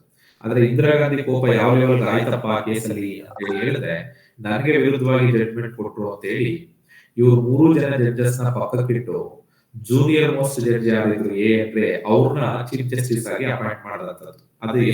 ಅದು ಏನ್ ತೋರಿಸ್ತದೆ ಅಂತ ಹೇಳಿದ್ರೆ, ನಾವ್ ಯಾವಾಗ್ಲೂ ಹೇಳ್ತೀವಿ ಜುಡಿಷಿಯರಿ ಇಂಡಿಪೆಂಡೆಂಟ್ ಆಗಿರ್ಬೇಕು, ಲೆಜಿಸ್ಲೇಚರ್ ಎಕ್ಸಿಕ್ಯೂಟಿವ್ ಅನ್ನೋದು ಇಂಟರ್ವೆನ್ಷನ್ ಇರಬಾರ್ದು ಅಂತ ಹೇಳಿ. ಆದ್ರೆ ಇಂದಿರಾ ಗಾಂಧಿ ಮಾಡಿದಂತ Indira Gandhi whether she is part of executive or legislature, anybody could answer this? Indira Gandhi ಅವರು ಕಾರ್ಯಾಂಗದ ಭಾಗವಾಗಿದ್ರು, ಅಥವಾ ಶಾಸಕಾಂಗದ ಭಾಗ ಆಗಿದ್ರು, ಅಥವಾ ನ್ಯಾಯಾಂಗದ ಭಾಗ ಆಗಿದ್ರು? Anybody could answer this? Who is that Shrimati Indira Gandhi? ಕೇಳಿಸಿದ್ಯಾ ನಾನು ಮಾತಾಡೋದು? ಬೇಕಾ? Am I audible? Yes. Yes, good. Okay, Shrimati Indira Gandhi ಯಾರು? Who is that Indira Gandhi? Venkatesh Venki is telling legislative. No, you are wrong. ಹೌದು, ಆಫ್ ಕೋರ್ಸ್ ಅವರು ಎಲೆಕ್ಟ್ ಆಗಿರ್ತಾರೆ. ಆದ್ರೆ ಮೇಜರ್ ಆಗಿ ಅವರು ಪ್ರೈಮ್ ಮಿನಿಸ್ಟರ್ ಆಗಿದ್ದಂಥದ್ದು. ಪ್ರೈಮ್ ಮಿನಿಸ್ಟರ್ ಲೆಜಿಸ್ಲೇಚರ್ ಎಕ್ಸಿಕ್ಯೂಟಿವ್ ದುಡ್ಡು ಶೇರಿಂಗ್. ಕಾನ್ಸ್ಟಿಟ್ಯೂಷನ್ ಬೇಸಿಕ್ ಪ್ರಶ್ನೆ ಕೇಳ್ತಾ ಇದೆ ನಿಮಗೆ. ಪ್ರೈಮ್ ಮಿನಿಸ್ಟರ್ ಲೆಜಿಸ್ಲೇಚರ್ ಎಕ್ಸಿಕ್ಯೂಟಿವ್ ದುಡ್ಡು sharing. So is executive authority of course is both as ಅವರು ಲೆಜಿಸ್ಲೇಟ್ ಮೆಂಬರ್ ಆಗಿರ್ತಾರೆ. ಯಾಕಂದ್ರೆ ಅದಾಗದೇನೆ ಅವ್ರು ಆಗಂತದ್ದು ಸಾಧ್ಯ ಇಲ್ಲ. ಸೊ ಎರಡು ಕೂಡ ಆಗಿರ್ತಾರೆ. ಇಂದಿರಾ ಗಾಂಧಿ ಎಕ್ಸಿಕ್ಯೂಟಿವ್ ಹೆಡ್ ಆದಂತವರು ಜಡ್ಜಸ್ ಗಳನ್ನ ಅಪಾಯಿಂಟ್ ಮಾಡೋ ಸಂದರ್ಭದಲ್ಲಿ ಅದರ ಸೀನಿಯರ್ ಜಡ್ಜಸ್ ನ ಪಕ್ಕಕ್ಕಿಟ್ಟು ಅವ್ರನ್ನ ಅಪಾಯಿಂಟ್ ಯಾವ ತರದಲ್ಲಿ ಜುಡಿಷಿಯರಿ ಸಂಬಂಧಪಟ್ಟ ನಾಮಿನೇಟ್ ಮಾಡ್ತು ಅಂತ ಹೇಳಿ. ಸೊ ಆ ತರದಲ್ಲಿ ಶ್ರೀಮತಿ ಇಂದಿರಾ ಗಾಂಧಿ ವರ್ತಿಸ್ತಾರೆ. ಅಂದ್ರೆ ಆ ಜುಡಿಷಿಯರಿನ ಸಪ್ರೆಸ್ ಮಾಡೋದಕ್ಕೆ ಅಥವಾ ಅವ್ರು ಏನ್ ಮಾಡಿದ್ರು ಕೂಡ ನಾವು ಸರಿ ಅಂತ ಹೇಳಿ ಎಲ್ರು ಸರಿ ಅನ್ಬೇಕು ಅನ್ನೋ ತರದಲ್ಲಿ ಮಾಡೋದಕ್ಕೆ ಆ ಚೀಫ್ ಜಸ್ಟಿಸ್ ನ ಅಪಾಯಿಂಟ್ ಮಾಡೋ ಸಂದರ್ಭದಲ್ಲಿ ಏನೋ ಬೇಸಿಕ್ ಸ್ಟ್ರಕ್ಚರ್ ಡಾಕ್ಟ್ರಿನ್ ನ ಇಂಟ್ರೊಡ್ಯೂಸ್ ಮಾಡಿದ್ರು ಅಂತ ಹೇಳಿ ಆ ಸೀನಿಯರ್ ಮೋಸ್ಟ್ ಜಡ್ಜಸ್ ಗಳನ್ನೆಲ್ಲ ಬಿಟ್ಟು ಎನ್ ರೇನ್ ಅವರು ಅಪಾಯಿಂಟ್ ಮಾಡ್ತಾರೆ. ಕೇಶವಾನಂದ ಭಾರತಿ ಕೇಸ್ ಆದ್ಮೇಲೆ ಆಗಂತ ಮತ್ತೊಂದು ಇಂಪಾರ್ಟೆಂಟ್ ಡೆವಲಪ್ಮೆಂಟ್ ಏನಪ್ಪಾ ಬೇಸಿಕ್ ಸ್ಟ್ರಕ್ಚರ್ ಡಾಕ್ಟ್ರಿನ್ ಸಂಬಂಧಪಟ್ಟಂಗೆ ಅಂತಂದ್ರೆ ಇಂದಿರಾ ನೆಹರು ಗಾಂಧಿ ವರ್ಸಸ್ ರಾಜನಾರಾಯಣ್ ಅಂತ ಹೇಳಿ 1975 ನಲ್ಲಿ ಒಂದು ಮೇಜರ್ ಡೆವಲಪ್ಮೆಂಟ್ ಆದಂತದ್ದು. ಆ ಕಾರಣಕ್ಕೋಸ್ಕರನೇ ಈ ದೇಶದಲ್ಲಿ ತುರ್ತು ಪರಿಸ್ಥಿತಿ ಜಾರಿಗೆ ಬಂದಂತದ್ದು. ಏನಾಯ್ತು ಇಂದಿರಾ ನೆಹರು ಗಾಂಧಿ ವರ್ಸಸ್ ರಾಜನಾರಾಯಣ್ ಕೇಸಲ್ಲಿ? ಇಂದಿರಾ ಗಾಂಧಿ ಯಾವಾಗಲೂ ಉತ್ತರ ಪ್ರದೇಶದಲ್ಲಿ ಎಲೆಕ್ಷನ್ ಏನಿಲ್ಲ ಅಂತದ್ದು. ರಾಯ್ಬರೇಲಿ ಈಗಲೂ ಕೂಡ ಅವರ ಸೊಸೆ ಅವರೆಲ್ಲರೂ ಅಲ್ಲೇ ನಿಲ್ತಿರ್ತಾರೆ. ಸೋನಿಯಾ ಗಾಂಧಿ ಕೂಡ ಅಲ್ಲೇ ಎಲೆಕ್ಟ್ ಆಗಿದ್ದಾರೆ. ಸೊ ರಾಯ್ಬರೇಲಿನಲ್ಲಿ ಅವರು ಎಲೆಕ್ಷನ್ ನಿಲ್ತಿದ್ದಂಥದ್ದು ಶ್ರೀಮತಿ ಇಂದಿರಾ ಗಾಂಧಿ. ಸೊ ರಾಯ್ಬರೇಲಿನಲ್ಲಿ ಎಲೆಕ್ಷನ್ ನಿಂತು ಗೆದ್ದ ಮೇಲೆ ಅದನ್ನ ರಾಜನಾರಾಯಣನ ಅಂತವರು ಚಾಲೆಂಜ್ ಮಾಡ್ತಾರೆ. ಕಾರಣ ಇಷ್ಟೇ, ಅವರು ಎಲೆಕ್ಷನ್ ಅಲ್ಲಿ ಕರಪ್ಟ್ ಪ್ರಾಕ್ಟೀಸಸ್ ನ ಪ್ರಾಕ್ಟೀಸ್ ಮಾಡಿದ್ದಾರೆ ಅನ್ನೋದು ಅವರ ಅಲಿಗೇಷನ್. ಅವರು ಸಿಕ್ಕಾಪಟ್ಟೆ Rajnarayan very prominent political leader. So ಈ challenge that election of Shrimati Indira Gandhi. So the first challenge before Allahabad high court, Uttar Pradesh Allahabad high court ಅಲ್ಲಿ ಶ್ರೀಮತಿ ಇಂದಿರಾ ಗಾಂಧಿ ಸೆಲೆಕ್ಟ್ ಆದಂತದನ್ನ ಚಾಲೆಂಜ್ ಮಾಡ್ತಾರೆ. ಕಾರಣ ಏನಪ್ಪಾ ಅಂತಂದ್ರೆ ಅವರು ಅದಕ್ಕೂ ಮೊದಲು ಪ್ರೈಮ್ ಮಿನಿಸ್ಟರ್ ಆಗಿದ್ರು. ಅವ್ರ ಪ್ರೈಮ್ ಮಿನಿಸ್ಟರ್ಶಿಪ್ ಪೊಸಿಷನ್ ಏನಿತ್ತು ಅದನ್ನ ಮಿಸ್ಯೂಸ್ ಮಾಡಿ, ಈಗ ನಮ್ಮಲ್ಲೂ ಅಷ್ಟೇ, ಈಗ ಕಾಂಗ್ರೆಸ್ ಗವರ್ಮೆಂಟ್ ಇರ್ತದೆ, ಎಲೆಕ್ಷನ್ ಬಂತು ಅಂತಂದ್ರೆ ಅವ್ರು ಕೊಟ್ಟಿರೋಂತ ಕಾರ್ಗಳು, ಕೊಟ್ಟಿರೋಂತ ಸರ್ಕಾರಿ ಸವಲತ್ತುಗಳೆಲ್ಲವನ್ನು ತೆಗೆದುಬಿಡ್ತಾರೆ. ಬಟ್ ಆ ಟೈಮಲ್ಲಿ ಇಂದಿರಾ ಗಾಂಧಿ ಎಲೆಕ್ಷನ್ ಟೈಮಲ್ಲಿ ತನ್ನ ಪವರ್ ನ ಯೂಸ್ ಮಾಡಿ, ತನ್ನ ಸ್ಥಾನವನ್ನ ಮಿಸ್ಯೂಸ್ ಮಾಡಿ ಎಲೆಕ್ಷನ್ ಗೆದ್ಲು ಅನ್ನೋದು ರಾಜನಾರಾಯಣ್ ವಾದ. ಆ ಕಾರಣಕ್ಕೋಸ್ಕರ ಅವನ ಅದನ್ನ ಚಾಲೆಂಜ್ ಮಾಡ್ತಾರೆ ಅಲಹಾಬಾದ್ ಹೈಕೋರ್ಟ್ ಅಲ್ಲಿ. ಏನಂತ ಕರಪ್ಟ್ ಪ್ರಾಕ್ಟೀಸಸ್ ನ ಇಂದಿರಾ ಗಾಂಧಿ ಮಾಡಿರೋಂಥದ್ದು ಅಂತ ಹೇಳಿ. ಅದು ಎಂತ ಕಾಲ ಅಂತ ಹೇಳಿ ಹೇಳಿದ್ರೆ ಶ್ರೀಮತಿ ಇಂದಿರಾ ಗಾಂಧಿನ ಒಂದು ಉಕ್ಕಿನ ಮನುಷ್ಯ ಅಂತ ಹೇಳಿ ಕರೀತಿದ್ದಂತ ಒಂದು ಕಾಲ ಅದು. ಯಾರು ಕೂಡ ಅವಳ ವಿರುದ್ಧ ಮಾತಾಡ್ತಿದ್ದಂಥದ್ದೆಲ್ಲ, ಯಾವ ಒಬ್ಬ ವ್ಯಕ್ತಿನೂ ಕೂಡ ಅಂತ ಪ್ರಯತ್ನ ಮಾಡದಂತದ್ದೇ ಇಲ್ಲ. ಆ ಲೆವೆಲ್ಗೆ ಇಂದಿರಾ ಗಾಂಧಿ ಸ್ಟೇಜ್ ಆಗಿದ್ದಂಥದ್ದು. ಅಷ್ಟೊಂದು ಪವರ್ಫುಲ್ ಆಗಿದ್ದಂತ ಶ್ರೀಮತಿ ಇಂದಿರಾ ಗಾಂಧಿ ಭವಿಷ್ಯ ಏನಾಗಿರ್ತದೆ ಈ ಕೇಸಲ್ಲಿ? ಇಂದಿರಾ ನೆಹರು ಗಾಂಧಿ ರಾಜನಾರಾಯಣ್ ಕೇಸಲ್ಲಿ ಅಲಹಾಬಾದ್ ಹೈಕೋರ್ಟ್ ಅವಳ ಎಲೆಕ್ಷನ್ ನ ಅನ್ಕಾನ್ಸ್ಟಿಟ್ಯೂಷನಲ್ ಅಂತ ಹೇಳಿ ಡಿಕ್ಲೇರ್ ಮಾಡ್ತಾರೆ, ಇಲ್ಲೀಗಲ್ ಅಂತ ಹೇಳಿ. ಹೌದು, ನಿಜ, ಅವರು ಕರಪ್ಟ್ ಪ್ರಾಕ್ಟೀಸಸ್ ಅಲ್ಲಿ ಬಂದಿರೋಂಥದ್ದು, ಅವರ ಎಲೆಕ್ಷನ್ ಅಸಿಂಧು ಅಂತ ಹೇಳಿ that election was declared as invalid by Supreme Court. Allahabad high court. ಆ ಅಲಹಾಬಾದ್ ಹೈಕೋರ್ಟ್ ಕೊಟ್ಟಂತ ಡಿಸಿಷನ್ ಏನಿತ್ತು ಅದ್ರ ವಿರುದ್ಧ ಸುಪ್ರೀಂ ಕೋರ್ಟ್ ಬರ್ತಾರೆ ಇಂದಿರಾ ಗಾಂಧಿ. ಆ ಕಾರಣಕ್ಕೆ ಕೇಸ್ ಏನಂತ ಕರೀತಾರೆ? Indira Nehru Gandhi versus Rajnarayan. Initially it was Rajnarayan versus Allahabad court ಅಲ್ಲಿ ಇದ್ದಂಥದ್ದು ರಾಜನಾರಾಯಣ್ ವರ್ಸಸ್ ಇಂದಿರಾ ಗಾಂಧಿ. ಈಗ ಸುಪ್ರೀಂ ಕೋರ್ಟ್ ಅಲ್ಲಿ ಅಪೀಲ್ ಇಲ್ಲ ಅಂತದ್ದು. ಏನ್ ಅಪೀಲು? ಅಲಹಾಬಾದ್ ಹೈಕೋರ್ಟ್ ಕೊಟ್ಟಂತ ಡಿಸಿಷನ್ ಏನಿದೆ ಅದನ್ನ ಚಾಲೆಂಜ್ ಮಾಡ್ತಾರೆ. ಇಲ್ಲ, ನಾನು ಆ ತರದ್ದು ಯಾವ್ದು ಕರಪ್ಟ್ ಪ್ರಾಕ್ಟೀಸ್ ಮಾಡಿಲ್ಲ ಅಂತ. ಆದ್ರೆ ಮತ್ತೊಂದು ಇಂಟ್ರೆಸ್ಟಿಂಗ್ ವಿಷಯ ಏನಪ್ಪಾ ಅಂತ ಹೇಳಿ ಹೇಳಿದ್ರೆ, ಇಲ್ಲಿ ಎನ್ ರೇ ಅನ್ನೋಂಥವ್ರು ಚೀಫ್ ಜಸ್ಟಿಸ್ ಆಗಿರ್ತಾರೆ. ಈಗ ನಿಮಗೆ ಒಂದು ಪ್ರಶ್ನೆ ಕೇಳ್ತೀನಿ ನಾನು. ಎನ್ ರೇ ಅನ್ನೋಂಥವ್ರ ಹೆಸರನ್ನ ಒಂದು 4-5 ನಿಮಿಷದ ಹಿಂದೆ ಬಳಸ್ತೆ ನಾನು. ಯಾರು ಎ ಎನ್ ರೇ ಅಂತ ಹೇಳಿ. ಯಾರು ಎ ಎನ್ ರೇ? ಯಾರಾದ್ರೂ ಹೇಳ್ತೀರಿ? ನನ್ನನ್ನ ಕರೆಕ್ಟ್ ಆಗಿ ಕೇಳಿಸ್ತೀರಾ ಅಂತ ಹೇಳ್ತೀರಿ ಈಗ. ಸುಪ್ರೀಂ ಕೋರ್ಟ್ ಜಡ್ಜ್ ಆಗಿದಾರಲ್ಲ ಅವರು. Very good, good Manu, good, you are following me. So A N Ray ಯಾರು? ಅಲ್ಲಿ chief justice, correct chief justice ಯಾರು? ಕೇಶವಾನಂದ ಭಾರತಿ ಕೇಸ್ ಮಾತಾಡಿದರು. Very good, correct Ravichandra, correct, good. Indira ಗಾಂಧಿಗೆ ಫೇವರ್ ಮಾಡಿದಂತ ಜಡ್ಜ್ ಅವರು ಯಾವ್ದ್ರಲ್ಲಿ? ಕೇಶವಾನಂದ ಭಾರತಿ ಕೇಸಲ್ಲಿ. ಅವರು ಈಗ ಚೀಫ್ ಜಸ್ಟಿಸ್ ಇರತ್ತದು. ಅಲಹಾಬಾದ್ ಹೈಕೋರ್ಟ್ ಡಿಸಿಷನ್ ವಿರುದ್ಧ ಸುಪ್ರೀಂ ಕೋರ್ಟ್ ಹೋಗಿರತ್ತದು. ಈಗ ಆ ಕೇಸ್ನ ಡಿಸೈಡ್ ಮಾಡಬೇಕಾಗಿರತ್ತದು. ಒಂದು ಬ್ಲೆಂಡರ್ ಏನಪ್ಪ ಮಾಡಿದಂಥದ್ದು ಇಂದಿರಾ ಗಾಂಧಿ ಅಂತ ಹೇಳಿದ್ರೆ, ಈ ಕೇಸು ಪೆಂಡಿಂಗ್ ಅಲ್ಲಿ ಇರ್ಬೇಕಾದ್ರೆ, ಯಾವುದು ಇಂದಿರಾ ನೆಹರು ಗಾಂಧಿ ರಾಜನಾರಾಯಣ್ ಕೇಸ್ ಪೆಂಡಿಂಗ್ ಅಲ್ಲಿ ಇರ್ಬೇಕಾದ್ರೆ ಅವಳು 39th ಕಾನ್ಸ್ಟಿಟ್ಯೂಷನಲ್ ಅಮೆಂಡ್ಮೆಂಟ್ ನ ತಂದ್ಬಿಡ್ತಾರೆ 1975 ನಲ್ಲಿ. ಏನದು 39th ಕಾನ್ಸ್ಟಿಟ್ಯೂಷನಲ್ ಅಮೆಂಡ್ಮೆಂಟ್? 329A ಮತ್ತೆ 71, ಆರ್ಟಿಕಲ್ 71 ಇವೆರಡನ್ನು ಅಮೆಂಡ್ಮೆಂಟ್ ಮಾಡ್ಬಿಡ್ತಾರೆ.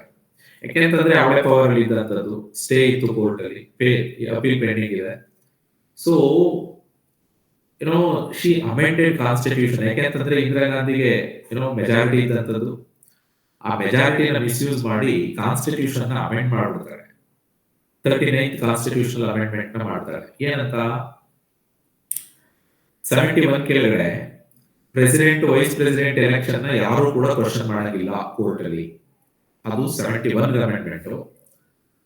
329A ನ ಸೇರಿಸಿ ಏನ್ ಮಾಡ್ತಾರೆ? ಪ್ರೈಮ್ ಮಿನಿಸ್ಟರ್ ಮತ್ತೆ ಸ್ಪೀಕರ್ ಎಲೆಕ್ಷನ್ ನ ಯಾರು ಕೂಡ ಕ್ವಶನ್ ಮಾಡಂಗಿಲ್ಲ. ಯಾಕೆಂತಂದ್ರೆ ಈಗ ಅವಳು ಪ್ರೈಮ್ ಮಿನಿಸ್ಟರ್ಶಿಪ್ ಉಳಿಬೇಕು ಅಂತ ಹೇಳಿದ್ರೆ, ರಾಯ್ಬರೇಲಿನಲ್ಲಿ ಗೆದ್ದಿರೋಂಥದ್ದು ಏನಿದೆ ಅದು ಉಳಿಬೇಕು. ಆದ್ರೆ ಅಲಹಾಬಾದ್ ಹೈಕೋರ್ಟ್ ಅದನ್ನ ಅಸಿಂಧು ಅಂತ ಹೇಳಿ ಹೇಳಿರೋಂಥದ್ದು. ಈಗ ಅವಳಿಗೆ ಚಾಲೆಂಜಿಂಗ್ ಏನಪ್ಪಾ ಅಂತ ಹೇಳಿದ್ರೆ, ಅದನ್ನ ಉಳಿಸ್ಕೋಬೇಕು. ಕೋರ್ಟ್ ಅದರ ಆದೇಶ ಕೊಟ್ಬಿಟ್ಟಿದೆ. ಅದಕ್ಕೆ ಏನ್ ಮಾಡ್ತಾರೆ? 39th ಕಾನ್ಸ್ಟಿಟ್ಯೂಷನಲ್ ಅಮೆಂಡ್ಮೆಂಟ್ ನ ಜಾರಿಗೆ ತಂದು 71 ಮತ್ತೆ 329 ಎರಡನ್ನು ಅಮೆಂಡ್ ಮಾಡಿ ಏನ್ ಪ್ರಾವಿಷನ್ ಸೇರಿಸ್ತಾರೆ ಅಂತ ಹೇಳಿದ್ರೆ, prime minister election, speaker election, president election, vice president election, ಈ ಯಾವ ಎಲೆಕ್ಷನ್ ಗಳನ್ನು ಕೂಡ ಕೋರ್ಟ್ ಕ್ವಶನ್ ಮಾಡೋದಕ್ಕೆ ಬರಲ್ಲ ಅನ್ನೋ ತರದಲ್ಲಿ ಸೇರಿಸ್ಬಿಡ್ತಾರೆ. So that is the way constitution was amended. ನೋಡ್ರಿ ಯಾವ ಲೆವೆಲ್ಗೆ ಎಕ್ಸಿಕ್ಯೂಟಿವ್ ಅಥಾರಿಟಿ ಜುಡಿಷಿಯರಿ ಮೇಲೆ ಡಾಮಿನೇಟ್ ಮಾಡಿತ್ತು ಅಂತ ಹೇಳಿ. So that was the amendment made by Srimati Indira Gandhi when the case was pending before Supreme Court. And that Indira Gandhi, she was very confident about decision of the court. ಅವಳು ಒಂದು ನಂಬಿಕೆ ಏನಿತ್ತು ಅಥವಾ over confidence ಏನಿತ್ತು ಅಂತ ಹೇಳಿದ್ರೆ, ಗುರು ಏನ್ ರೇ ಇರೋಂಥದ್ದು, ನನ್ನ ಕೃಪಾ ಕಟಾಕ್ಷದಿಂದ ಸಿಜೆ ಆಗಿರೋಂಥವ್ರು, ಚೀಫ್ ಜಸ್ಟಿಸ್ ಆಗಿರೋಂಥವ್ರು, ಖಂಡಿತವಾಗ್ಲೂ ಆ ಜಡ್ಜ್ಮೆಂಟ್ ನನ್ನ ಫೇವರ್ ಆಗಿ ಬರ್ತದೆ ಅನ್ನೋಂಥದ್ದು ಇವಳ ಒಂದು ಎಕ್ಸ್ಪೆಕ್ಟೇಷನ್. ಆದ್ರೆ ಆ ಕೋರ್ಟ್ ಏನ್ ರೇ, ನಾವು ನಿಜವಾಗ್ಲೂ ಅದನ್ನ ಅಪ್ರಿಶಿಯೇಟ್ ಮಾಡ್ಬೇಕು. ಜುಡಿಷಿಯಲ್ ಎಥಿಕ್ಸ್ ಅನ್ನೋಂಥದ್ದು ಯಾವ ಲೆವೆಲ್ ಇರ್ತದೆ ಅಂತ ಹೇಳಿ ಏನ್ ರೇ ಅದನ್ನ ಅನ್ಕಾನ್ಸ್ಟಿಟ್ಯೂಷನಲ್ ಅಂತ ಹೇಳಿ ಡಿಕ್ಲೇರ್ ಮಾಡ್ಬಿಡ್ತಾರೆ. ಯಾವ್ದನ್ನ? What was that declare as unconstitutional? Yes, 39th constitutional amendment was declared as unconstitutional. ಮುಗಿತು ಇಂದಿರಾ ಗಾಂಧಿ ಕೇಸ್.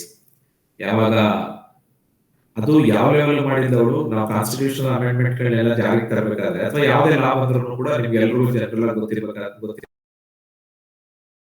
ಅದರಿಂದ ಮುಂದಕ್ಕೆ ಅದು ಪ್ರಾಸ್ಪೆಕ್ಟಿವ್ ಆಗಿ ಅಪ್ಲೈ ಆಗತ್ತದು. ಆದ್ರೆ ಇವ್ರ ಕೇಸಲ್ಲಿ ಏನ್ ಮಾಡಿರ್ತಾರೆ? ಅದನ್ನ ರೆಟ್ರಾಸ್ಪೆಕ್ಟಿವ್ ಆಗಿ ಮಾಡಿರ್ತಾರೆ. ಅಂದ್ರೆ ಆಗಿರೋಂಥದ್ದು ಕೂಡ ಯಾರು ಚಾಲೆಂಜ್ ಮಾಡೋದಕ್ಕೆ ಬರಲ್ಲ ಅನ್ನೋ ತರದಲ್ಲಿ 39th ಕಾನ್ಸ್ಟಿಟ್ಯೂಷನಲ್ ಅಮೆಂಡ್ಮೆಂಟ್ ಮಾಡಿರ್ತಾರೆ. ಅದನ್ನ ಕೋರ್ಟ್ ಏನ್ ರೇ ಚೀಫ್ ಜಸ್ಟಿಸ್ ಇದ್ದಂತ ಬೆಂಚ್ ಅನ್ಕಾನ್ಸ್ಟಿಟ್ಯೂಷನಲ್ ಅಂತ ಹೇಳಿ ಡಿಕ್ಲೇರ್ ಮಾಡ್ತದೆ. ಫ್ರಸ್ಟ್ರೇಟ್ ಆದಂತ ಶ್ರೀಮತಿ ಇಂದಿರಾ ಗಾಂಧಿ ಎಮರ್ಜೆನ್ಸಿನ ಇಂಪೋಸ್ ಮಾಡಾದ್ರು. ಎಮರ್ಜೆನ್ಸಿ ಇಂಪೋಸ್ ಮಾಡ್ತಾರೆ, ಎಲ್ಲರೂ ಅರೆಸ್ಟ್ ಮಾಡ್ತಾರೆ. ಏನಾಯ್ತು ಅಂತ ಹೇಳಿ ನಿಮ್ಗೆ ಎಲ್ರಿಗೂ ಗೊತ್ತಿರತ್ತದು ಎಮರ್ಜೆನ್ಸಿ ಕಾಲದಲ್ಲಿ ಏನಾಯ್ತು ಅಂತ ಹೇಳಿ. I don't want to speak on that emergency. Okay, ಅದರಲ್ಲೂ ಕೂಡ ಆ ಕಾಲದಲ್ಲೂ ಕೂಡ ಎಡಿಎಂ ಜಬಲ್ಪುರ್ ಕೇಸ್ ಬರ್ತದೆ. ಎಡಿಎಂ ಜಬಲ್ಪುರ್ ವರ್ಸಸ್ ಶಿವಕಾಂತ್ ಶುಕ್ಲಾ ಅಂತ ಹೇಳಿ. ಅಲ್ಲೂ ಕೂಡ ಜಬಲ್ಪುರ್ ಕೇಸಲ್ಲಿ 5 ಜನ ಇದ್ದಂತ ಎಡಿಎಂ ಜಬಲ್ಪುರ್ 1976 ಅಲ್ಲಿ ಯಾವಾಗ ಎಲ್ಲರೂ ಅರೆಸ್ಟ್ ಮಾಡಿ ಜೈಲಿಗೆ ಕಳಿಸ್ತಾರೋ ಅಥವಾ ಒಂದು ಎಮರ್ಜೆನ್ಸಿ ಕ್ರಿಯೇಟ್ ಆಗ್ತದೋ, so that case came up before court, supreme court, to test validity of certain fundamental rights. ಅಂದ್ರೆ ಎಮರ್ಜೆನ್ಸಿ ಇದ್ದಂತ ಸಂದರ್ಭದಲ್ಲಿ ರೈಟ್ ಟು ಲೈಫ್ ಅನ್ನೋದನ್ನ ಕಿತ್ಕೊಳ್ಳೋದಕ್ಕೆ ಸಾಧ್ಯನಾ ಅನ್ನೋ ಕ್ವಶನ್ ADM ಜಬಲ್ಪುರ್ ಕೇಸಲ್ಲಿ, it is popularly called as habeas corpus case ಅಂತ ಹೇಳಿ. ಸೊ ಯಾವಾಗ ಕೋರ್ಟ್ ಮುಂದೆ ಬರ್ತದೆ, ಎಲ್ಲಾ ಜಡ್ಜಸ್ಗಳು 5 ಜನ ಜಡ್ಜಸ್, ಚಂದ್ರಚೂಡ್ ಇದ್ರು, ಕೃಷ್ಣ ಅಯ್ಯರ್ ಇದ್ರು, ಎಲ್ಲರೂ ಕೂಡ 4 ಜನ ಜಡ್ಜಸ್ ಇಂದಿರಾ ಗಾಂಧಿ ಫೇವರ್ ಅದನ್ನ ಡಿಸೈಡ್ ಮಾಡ್ತಾರೆ. ಯಾವ್ದನ್ನ? ADM Jabalpur versus Shivakant Shukla, popularly called as habeas corpus case ಅಂತ ಹೇಳಿ. ಆದ್ರೆ ಒಬ್ಬ ಜಡ್ಜು ಇಂದಿರಾ ಗಾಂಧಿ ವಿರುದ್ಧ ಜಡ್ಜ್ಮೆಂಟ್ ನ ಬರೆಯುತ್ತಾರೆ. Anybody could guess who is that judge? ಅವರು ಸಿಕ್ಕಾಪಟ್ಟೆ ಫೇಮಸ್ ಆದಂತದ್ದು. ತದನಂತರದಲ್ಲಿ ಇತಿಹಾಸದ ಪುಟದಲ್ಲಿ ಅಚ್ಚಳಿಯದೆ ಉಳಿದಂತ ಒಂದು ಹೆಸರು ಅದು, ಆ ಜಡ್ಜ್. ಯಾರಾದ್ರೂ ಗೆಸ್ ಮಾಡ್ತೀರಿ? ಒಂಥರ ಜನರಲ್ ನಾಲೆಡ್ಜ್ ಪ್ರಶ್ನೆ.